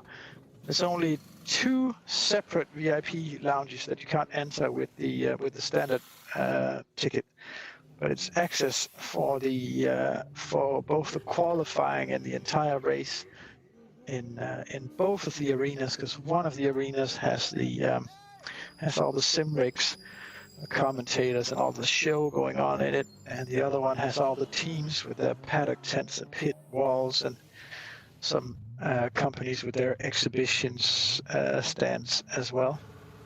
So there's a lot of square meters to walk around and behold at the event for those mega 75 Danish.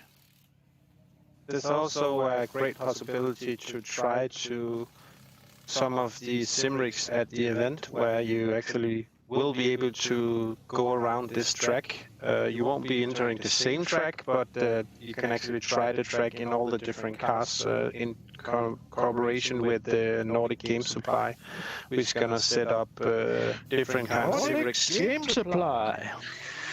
And we thank those guys for bringing that stuff. It's quite a great help, actually, for all the spectators to actually try it out. That's not gone well. That was a guy named Burl.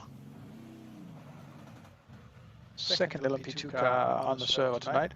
A lot of cars on, still 17 cars on the server right now, looks like. That's gonna be the peak of tonight, I think, which is more than fine. Look at that again, Neil. Now it's 3 GTEs now Not a lot faster than the GT3s, but still No. faster. Certainly not. It's just in a machine. I was Magnus Bergen going, yeah. Again, that rear end, just letting go on the fast right hand. He's just put up his best Sector 2 time, and he's crossing the finish line in just a few hundred meters. So see if he doesn't improve that 54.6 time. There we go. Nope, no improvement. I think he crashed out actually. Yeah, he didn't get a last lap time. There was a cut. Coming down the Porsche cars. There was a cut track, or either he lost the rear end. Yeah. That was looking promising, though.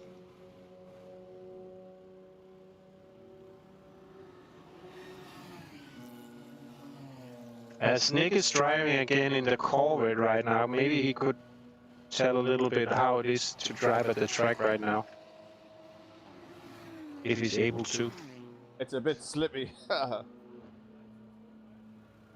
You're expecting him to do two things at the same time there, John. Speak and drive. I'm not sure. It's impossible.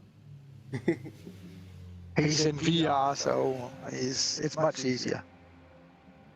Look at the way he hits those apex. Ooh, apexies hit one by one. Yeah. Go, baby, go. This is my worst part of the track, actually, coming up here now.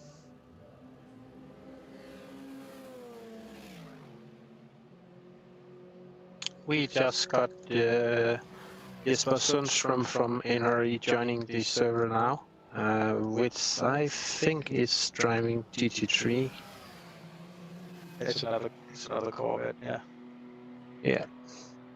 It's with the DSR guys, right? And Ludwig Darkway is now entering the server, which is giving 19 cars now, I guess. Yeah, around 19 cars at the server now. Another LMP2 car, so there's 3 LMP2s on the server now. Seems like the guys running the McLaren Senna have slightly given up now on running up times. I'm trying to go faster. They Matthew de Krop and the other guys sort of got hammered by this guy Henning Vollert now. He's down to 321.1 now, so that's proper fast.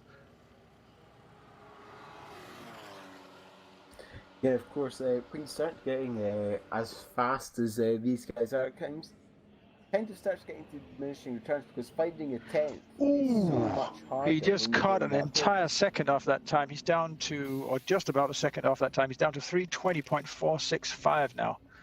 That's really, really fast. I haven't seen that time before, actually. That was on his third lap, and then went straight back to the pit. So he's obviously hot lapping. But he did do 3 laps on that last run. I do think that actually 3:20 is what they aimed the LMP1s to be. Yeah, and then they went. Then they went and did 3:14. Yeah, it's fine. in the qualifying. Yeah, and they're trying to make the hypercars go 3:30, right? Yeah, they're looking That's the for plan. 3:30. Yeah. Yeah, and then they'll go and do 3:20 in the qualifying as well. So it's not entirely wrong, but far off.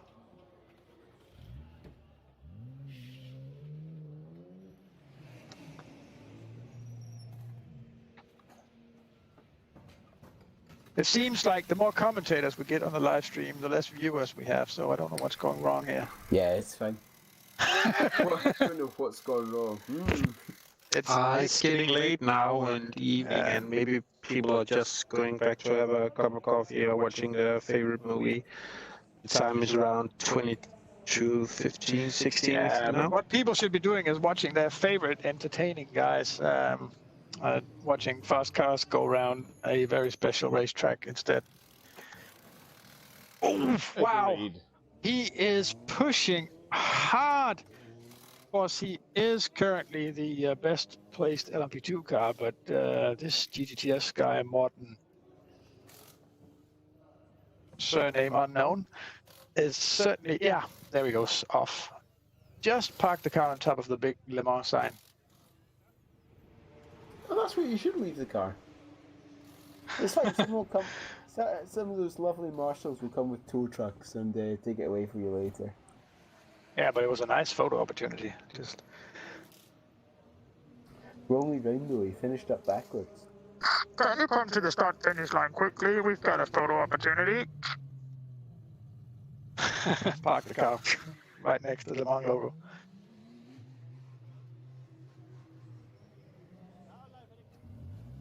Yeah, it could well have been good if he just managed to make it a full 360, but unfortunately, no.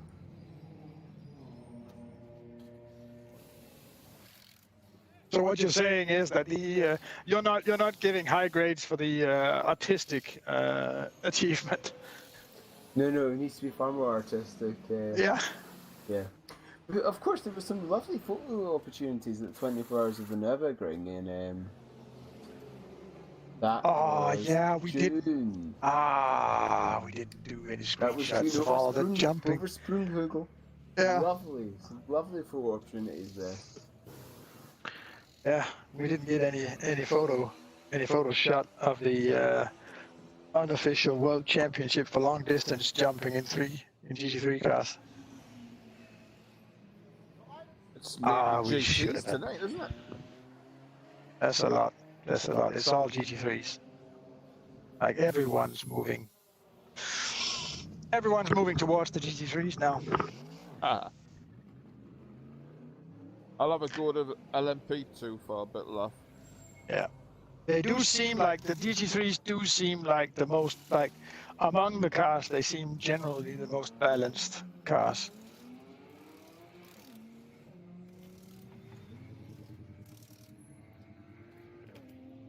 These LMP2 cars are pretty good, pretty nice as well. I like the LMP2 cars. There's a nice amount of downforce, and you can drive them. They're actually pretty drivable straight out the box. Obviously, you can get I a lot agree. more time out of them, but the base setup that they've got is pretty good. Yeah, I agree. I've driven it since the update, so any old setups don't work or not. I think the setups will still work because I think the only thing they did was kind of dumb down the power. Is all they did. Okay. Yeah, because I think they actually turned it down to what power they're going to have when the hypercar regulations come in. Yeah. In advance, because obviously the LMP2 cars need to be slower than the hypercars. So yeah, I think that's what they just did. They just brought it down prematurely to the regulations that they're going to be in a couple of years' time. I think, gentlemen, I actually think this is the first time in history that we have a proper race car simulator that actually tries to simulate cars that will be out in the future instead of always being like in retrospect and trying to make the cars look like real cars racing right now. I don't know that I've seen this situation before where a real proper racing simulation actually has cars that aren't available in real life yet. It's good. I don't know if you saw the news this week as well. Bentley are looking into the regulations and possibilities of entering into the free as well. Yeah, they need to, because you know 2023 is coming up, and you know what that is for Bentley. So it's all about. So definitely, I can almost certainly promise you that in 2023 you will see some kind of Bentley in the Le Mans race. But they need to do it now. Get ready now because it's a 2 or 3 year program, isn't it? Of course, but last time they competed, they only needed 2 years to win the thing. Yeah, no. That was a bit of a shock to them as well, wasn't it? Yeah, I don't know. They had the right. They just picked the best drivers out of Audi and then built a proper car. Built the car around it. Yeah. Can we get a Speed 8 version 2.0? I hope we do. I hope we do. Talk about low-lying cars. Well, you think they won't like? It would either be a Continental GTE, because that's something they could actually Like they could actually sell that. Like people would want to own that, like a proper, like not the current kind of crossover somewhere in the middle between luxury sedan and a sports car, but like an even more sports car-y version of the Continental. People would want to buy that, just like people buy an M8, a BMW M8. Or it'll be an all-out like hypercar competing with the Senna and the Aston Martin Vulcan and stuff like And the Valkyrie. Like no. no, Nobody's competing by colours because the colours competes with itself to finish each race. The bicolors runs out of luck before it even crosses the only privateers that I give any chance in that class is the guys. They compete every year in the Nürburgring 24 as well. What can't remember the name now. Are they the guys that drive home afterwards? Guys, like last year they had the pole position. Yeah, exactly. I know which car you mean. Yeah. It used to be rebuilt, or they used to buy Ferraris and rebuild them to make Glickenhaus, yeah. Yeah, Scuderia Glickenhaus, because they this next year ready for the EEWC, haven't it? Putting all their efforts into that. Everybody's really pleased. They can build fast cars, and not only fast cars, but they can build fast cars that last. Last the distance. Yeah. And those guys in the engineering and the engineers in that company, they know exactly what it takes, not only technical wise, but money wise, budget wise, and everything like that. They know exactly how to do it. Well, plenty of support. Yeah, they have a big, like amongst race fans, I guess they have a big fan base as well, so. What's with the grey screen? Come on. We want to watch Nick Newcomb go around. Oh, and my first laps in the P2 since the update. Don't expect anything, my children.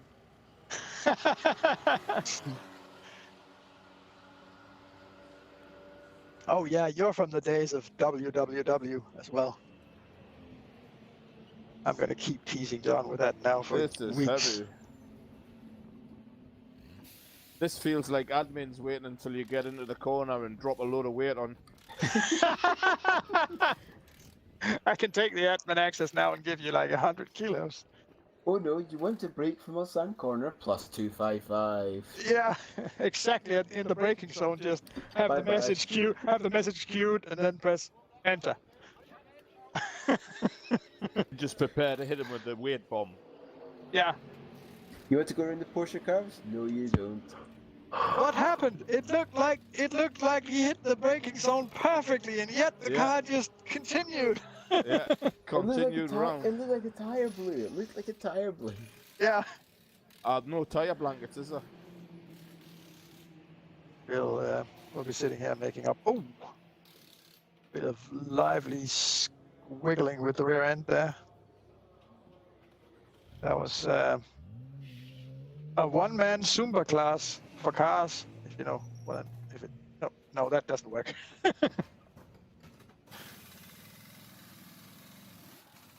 I think we should be heading into a word from our sponsors, Peter. I think it's about time. Oh yeah. If you can ignore the Spa-Francorchamps annoying entry, I'll get it fixed. Don't worry. The same goes for the timing. Eventually it'll be rendered with the proper logos and everything. There's just other things on the schedule right now, but we'll be back right after this.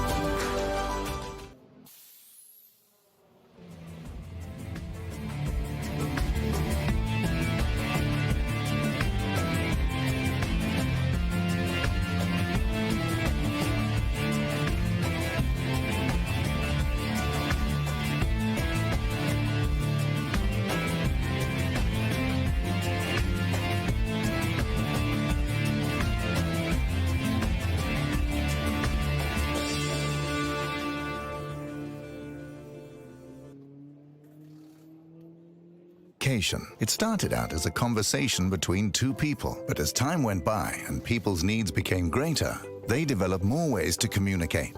Businesses today need to minimize incomplete connections. Therefore, it is critical that they provide optimal service. Xilinx desktop, mobile and web applications can process everything from normal calls and callbacks to chats, emails, and social media inquiries. Let Xilinx liberate your business.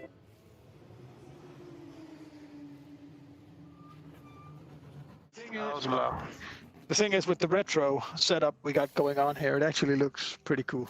Well, we're back from our commercial break. Sorry, just talking about a computer case.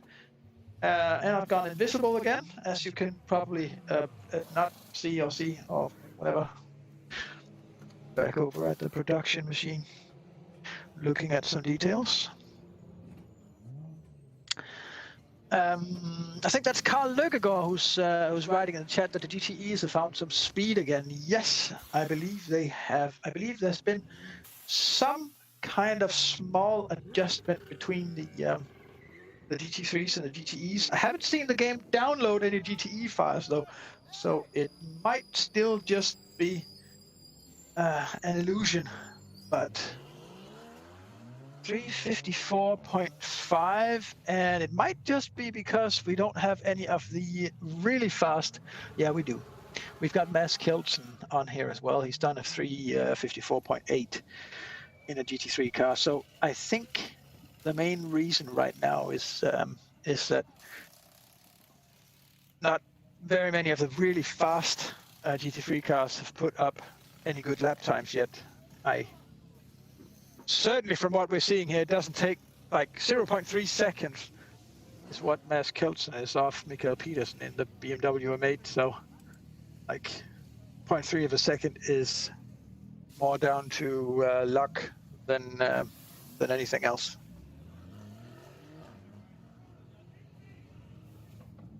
Just got a short view of Thomas Breinegård smashing it. Is he in one of those BMW M6s in the GT3 class? Or it might have been an M8. It's kind of hard to see. Oh, it actually lists him as a kind of a Corvette. That definitely wasn't it. That was a BMW getting smashed into the barriers.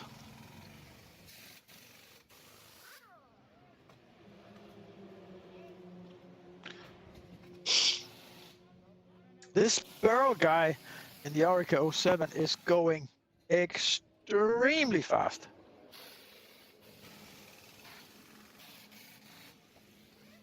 Like the way you can even see the way the car handles, especially on turn-in. That is a very, very well set up LMP2 car. Slight bit of oversteer, but only at the beginning when he starts to turn in the car, and then it just sort of comes to a balance and just keeps slowly sliding the rear end around when the car's turning. That looks awesome. Crossing the finish line with a new best time, 3:30.441. Yeah, he's a real proper sim racer. That guy. I've never seen this name before, but. Yeah, I've seen him on before. He's pretty sharp. Yeah, that's a cover name for someone else. He's running some kind of cover name. He's hiding himself, isn't he? Yeah, he is. Like I think we could go through the list of LMP2, like signed up LMP2 teams, and start looking for who we think is the Ludovic is not a slow guy. But he's still 1.4 seconds behind this guy.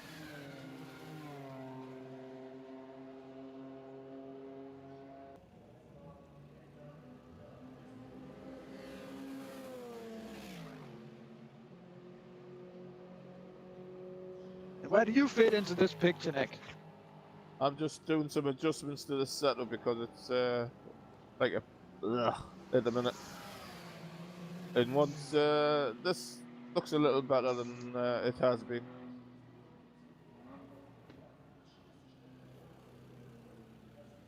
Magnus Berggren just improved his time in GT. He's down to a 3:53.8. So the track is rubbering in as well.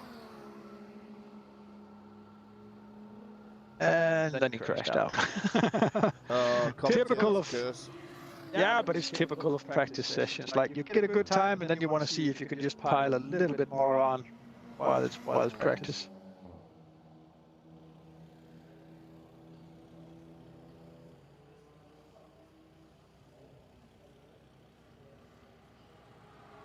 It's not like in a race where you try to settle at a certain level and try to just be consistent. Everyone's trying to go just that little bit faster every lap.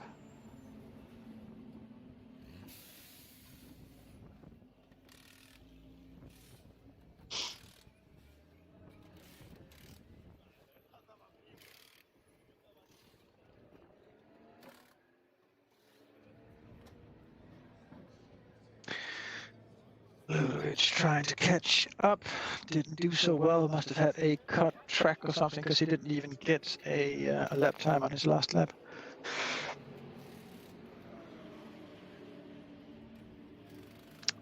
DJ's Morton had a fishtail situation out of Anage.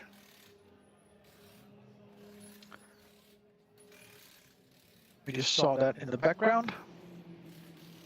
Girls on another good lap. Quickest section 1, quickest section 2. This will be another improvement.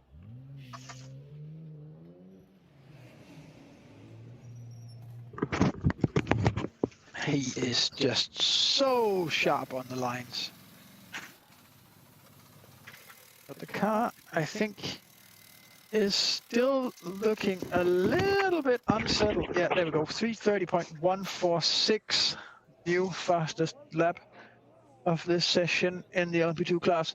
But the car still looks a little bit unsettled when it sort of comes down off the bumps. It just wiggles a little bit before it settles. So there's definitely still a bit of time in that car. If you can work out the frequencies and set the dampers perfectly, it'll stop being unsettled once it lands on the ground, and it will just come to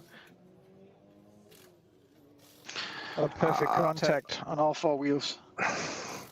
I would still very much like to see some of the very fast GT drivers coming into the live stream, so we actually have a chance to see what that car is, or what those cars are actually capable of doing of track times right now. Now that is a nice skin by B32.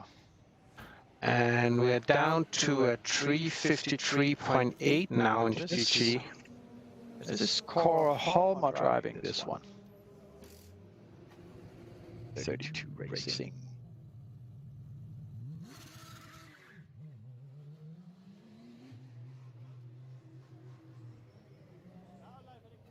Sponsored by Frog Gaming as well.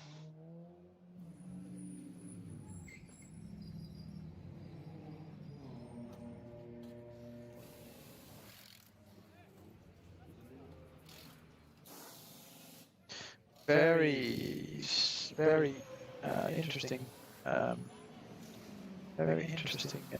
pattern and color combination they got going on here with the orange and gray lines bent around one of the doors here. Then again on the other side coming up. Looks good. ID Sim Sports working on a new livery as well. I think they posted just a couple of weeks ago that they were working on this new livery. Someone's joining the server. Oh, yeah. Look at the flicker now. This is usually some of the stuff that Studio 397 was talking about that happens when people kind of take over a car after a driver change and don't have the same tuning setups. Everything just starts to go crazy.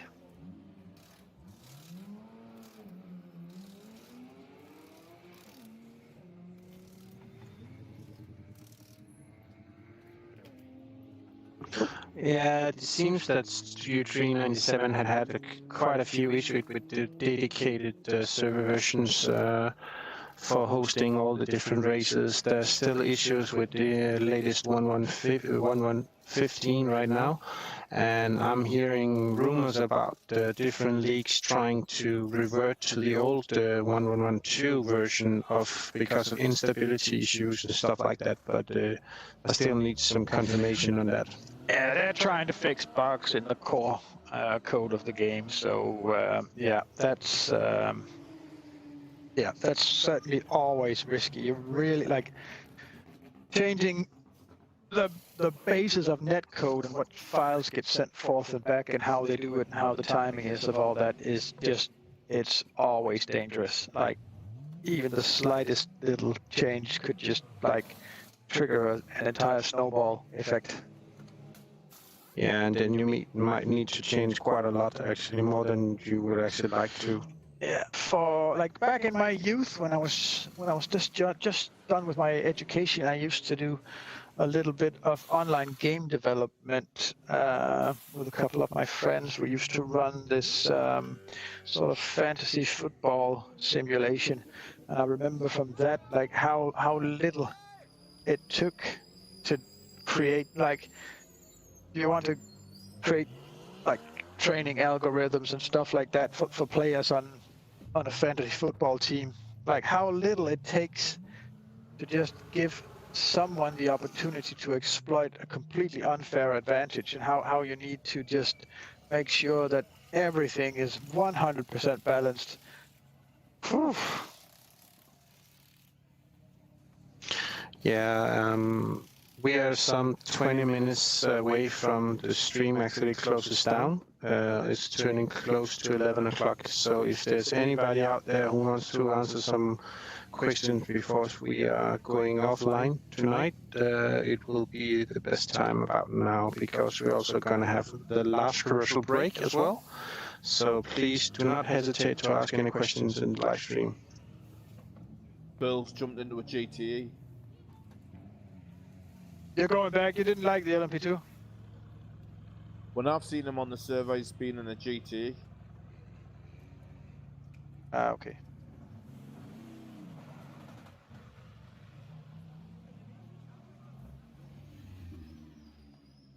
Well, whoever it is in that BMW M8 GTE car from B32 Racing, they definitely have the pole time now. They're down to a 3:53.715. So yeah, that B32 Racing BMW is really going fast around that track now.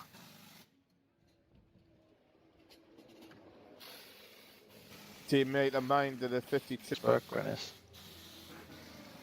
So if you're faster than Magnus Berggren, then you are proper fast.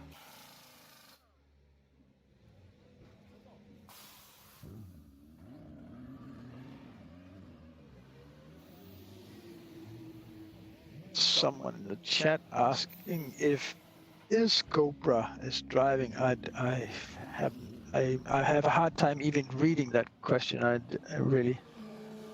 don't know what that is.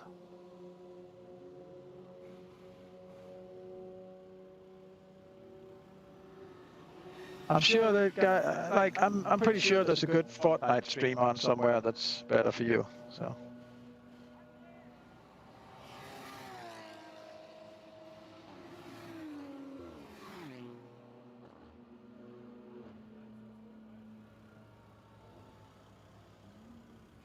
Like it's really clear to see now that Ludovic has clearly been spurred on by that Burl guy coming in here, just blazing away, because he is pushing really hard now. He is really trying to pick up time.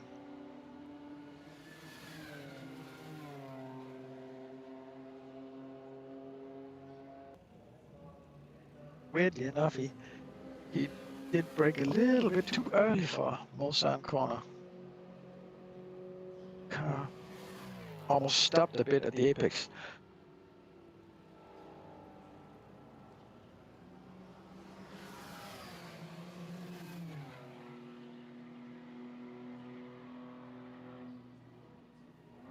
Yeah, let's roll with a commercial break, and if you guys have any questions, just type away in the chat, and we'll be back with the answers after this short break.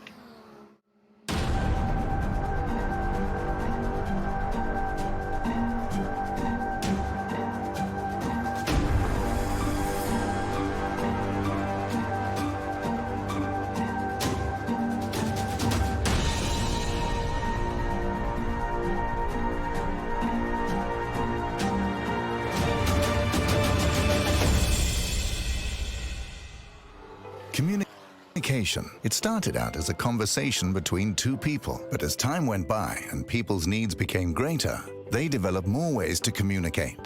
Businesses today need to minimize incomplete connections. Therefore, it is critical that they provide optimal service. Xilinx desktop, mobile and web applications can process everything from normal calls and callbacks to chats, emails, and social media inquiries. Let Xilinx liberate your business.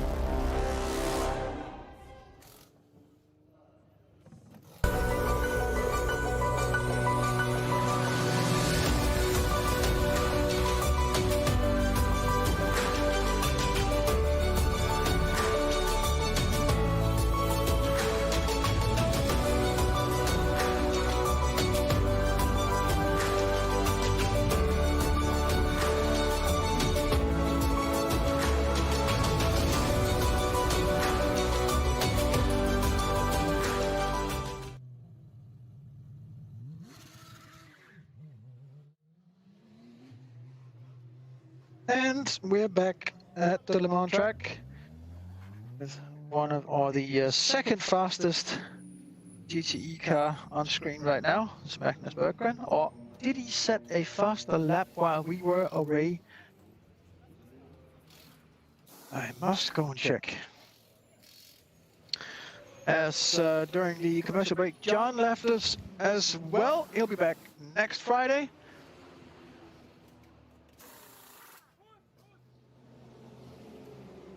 And we've still got Nick Newcomb with us here. He's out on track. I'm still here. Just trying to complete a lap in a reconfigured LMP2 setup. which is triggering a lot of negative comments right now. It's terrible.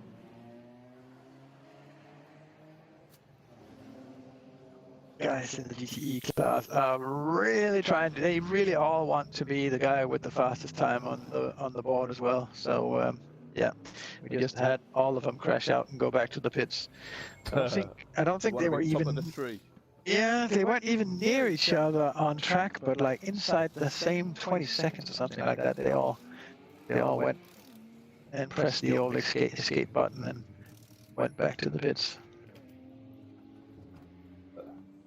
little inside competition is it's good for you. Yeah, but they are so close though. It's insane how close. Yeah.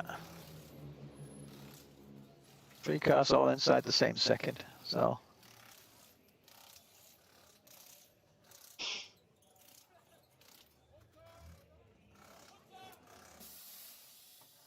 This P2 is well different.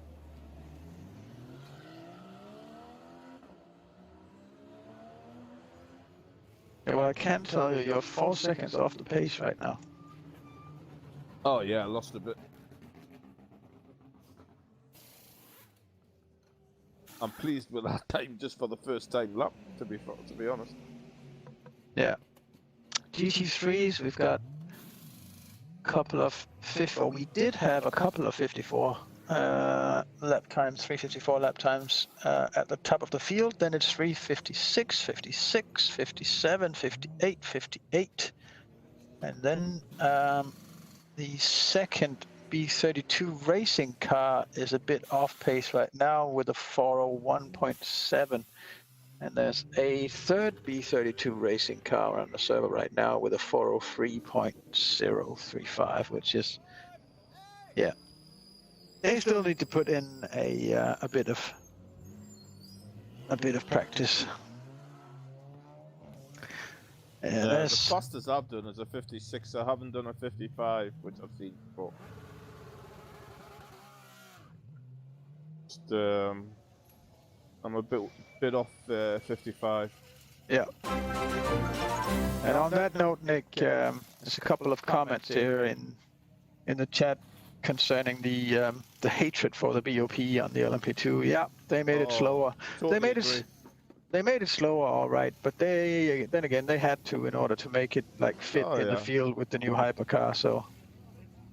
But when I opened my setup, which was a decent setup from the original version, all the numbers were totally different. Everything.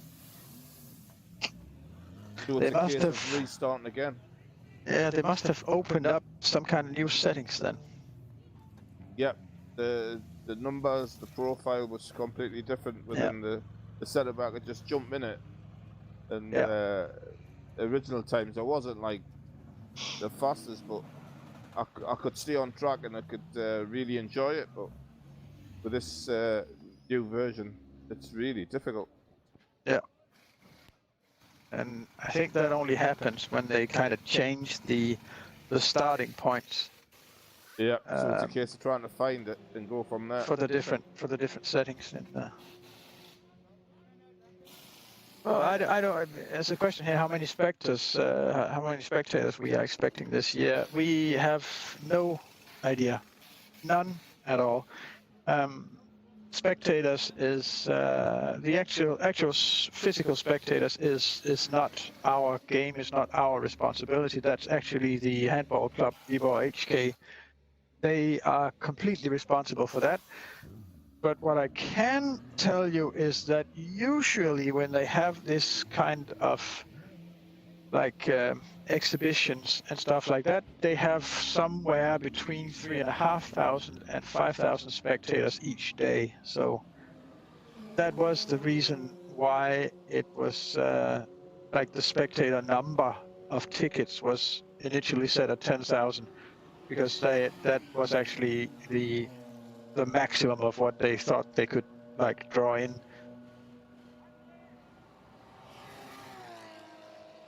But anywhere, I would say anywhere between 3,000 to those 10,000, anywhere in between is, yeah. It depends a lot on like the coverage in local radio and TV before the event. Yeah, there's a lot of things in it. I don't even have any idea how many spectator tickets that are already sold. I have no idea.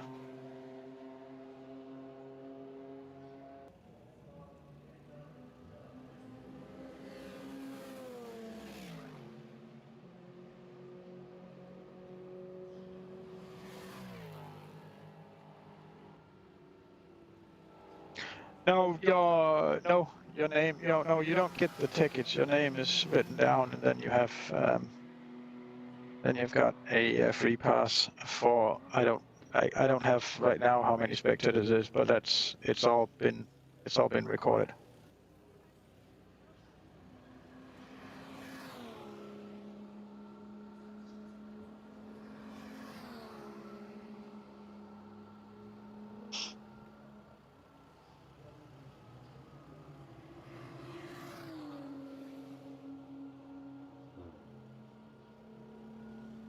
Ooh, the track is rubbering in nicely now. Starting to be a clear driving line with Looks good now. Yeah. a little bit of rubber on the track.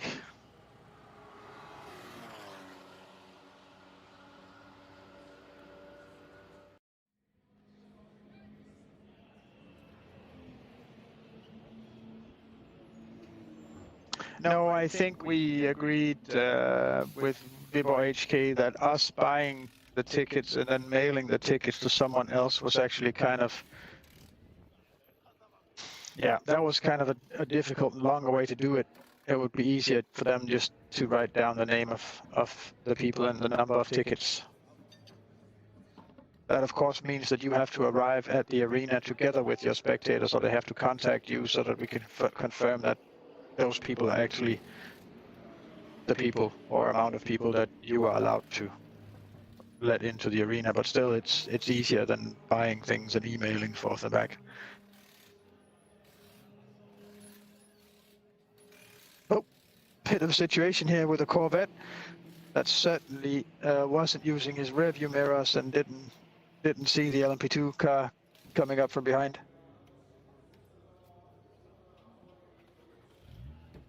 Another good reason to really use your practice time on the server with a bit of traffic as well is yeah, for everyone to get used to both the faster and the slower cars.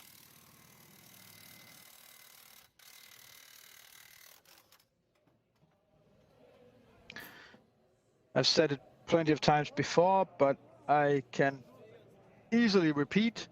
Having a bad setup may cost you like a second or 2 seconds per lap, but being bad in traffic and having an incident or collision with another car is potentially a race ending. So.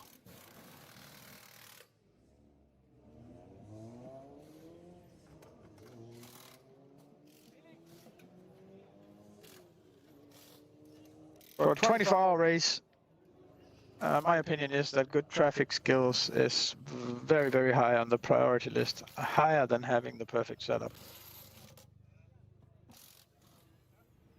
Oh, fishtailing, Nick. Yeah, fishtailed. The gravel pit is not really acting like a real life gravel pit. That would have slowed the car down much more than it did in the game. I kept my foot in just on purpose. I saw you having all 4 wheels locked up, but still it's not stopping.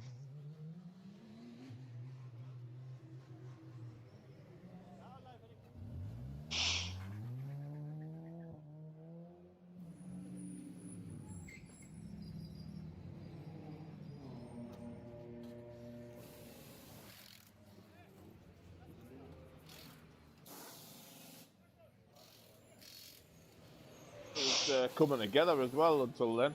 I went in a bit hard, final section. That's usually how it is. You get a little bit too confident at the end of the lap, and then it all goes wrong.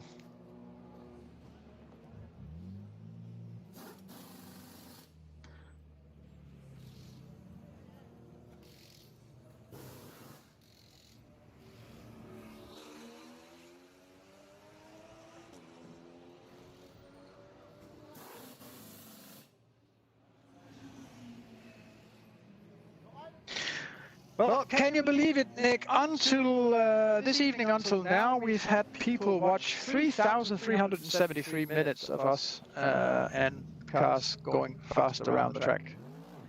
That's very good. That's very nice, yes. It'll get me more and more as the event gets nearer, I'm sure. Yeah, pretty sure as well. Because Pretty it'll sure be as well. heavy with cars up as it gets nearer.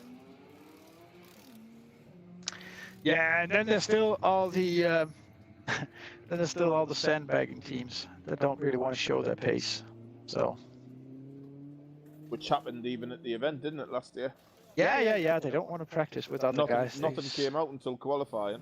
They start their private servers and practice all by themselves. If I was a sponsor of a team like that, I would withdraw my sponsorship immediately.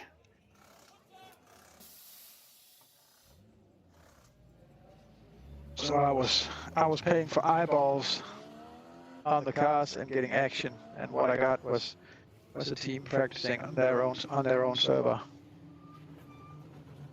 But really not satisfy me very much.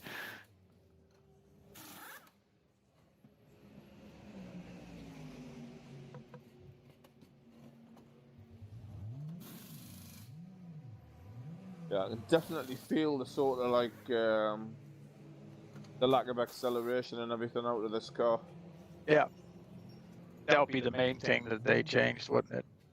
Like the acceleration, the top speed was actually okay, but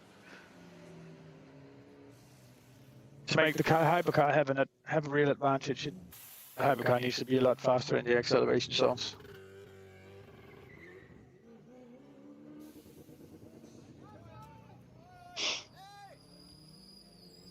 And from the one time I had the hypercar on track, I didn't really think it was stopping that great either. The brakes were underwhelming. Oh, they are.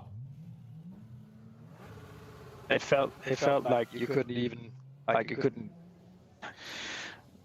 usually without locking. Yeah, but you couldn't lock them. I couldn't lock them. Like I was full brake pressure, everything, and pressing the pedal all the way, and still no locking. It was impossible to lock them up.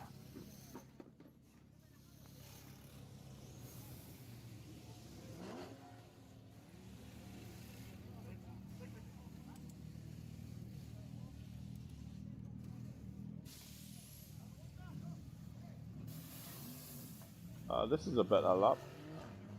Up to now. Just as you say it, and then it's... Yeah, up to now. Always up to now.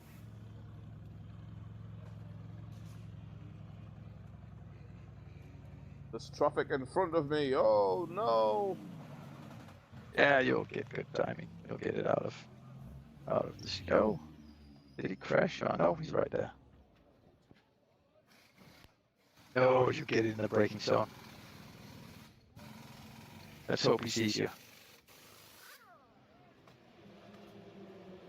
Actually, worse than that.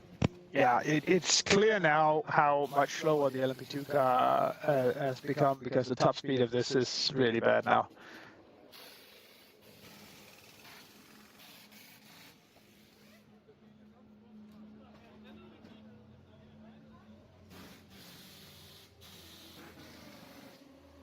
Good placement of the flat screen blue lights, or blue light indicator, blue flag indicator there at the right. That was actually a good.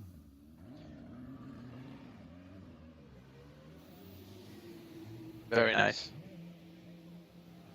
It was very clear for the guy ahead of you to see that the faster car was coming up behind. Yep, he broke a little early as well, unless that was his natural brake point, right?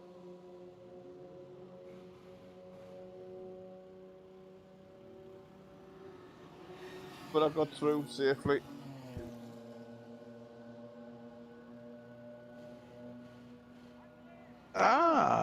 Which new fast sector 1 time?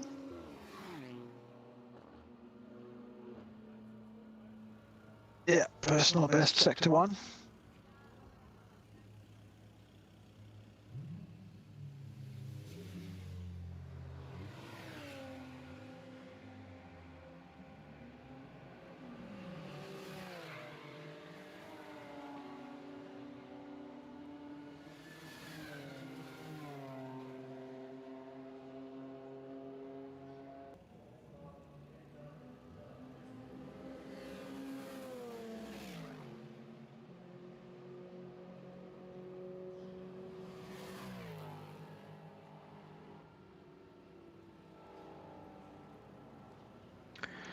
We'll go on board with you as you cross the finish line.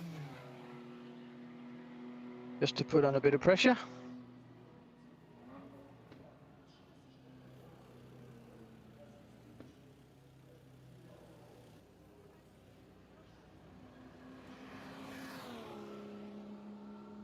$35.9.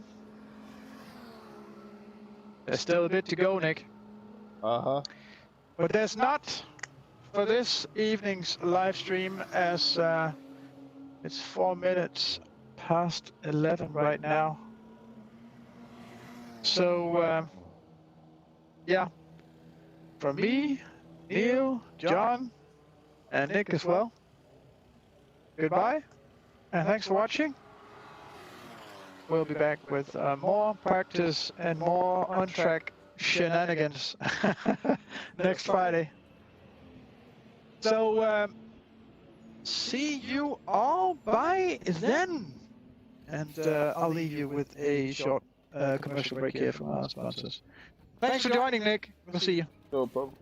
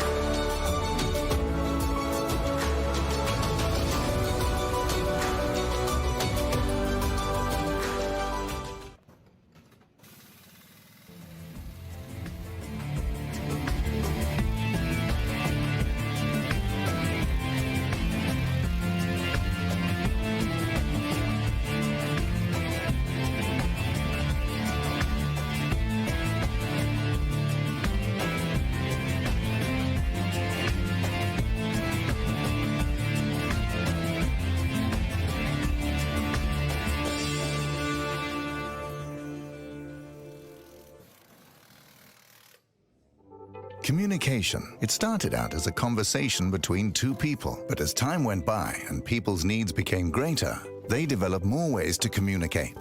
Businesses today need to minimize incomplete connections. Therefore, it is critical that they provide optimal service. Xilinx desktop, mobile, and web applications can process everything from normal calls and callbacks to chats, emails, and social media inquiries. Let Xilinx liberate your business.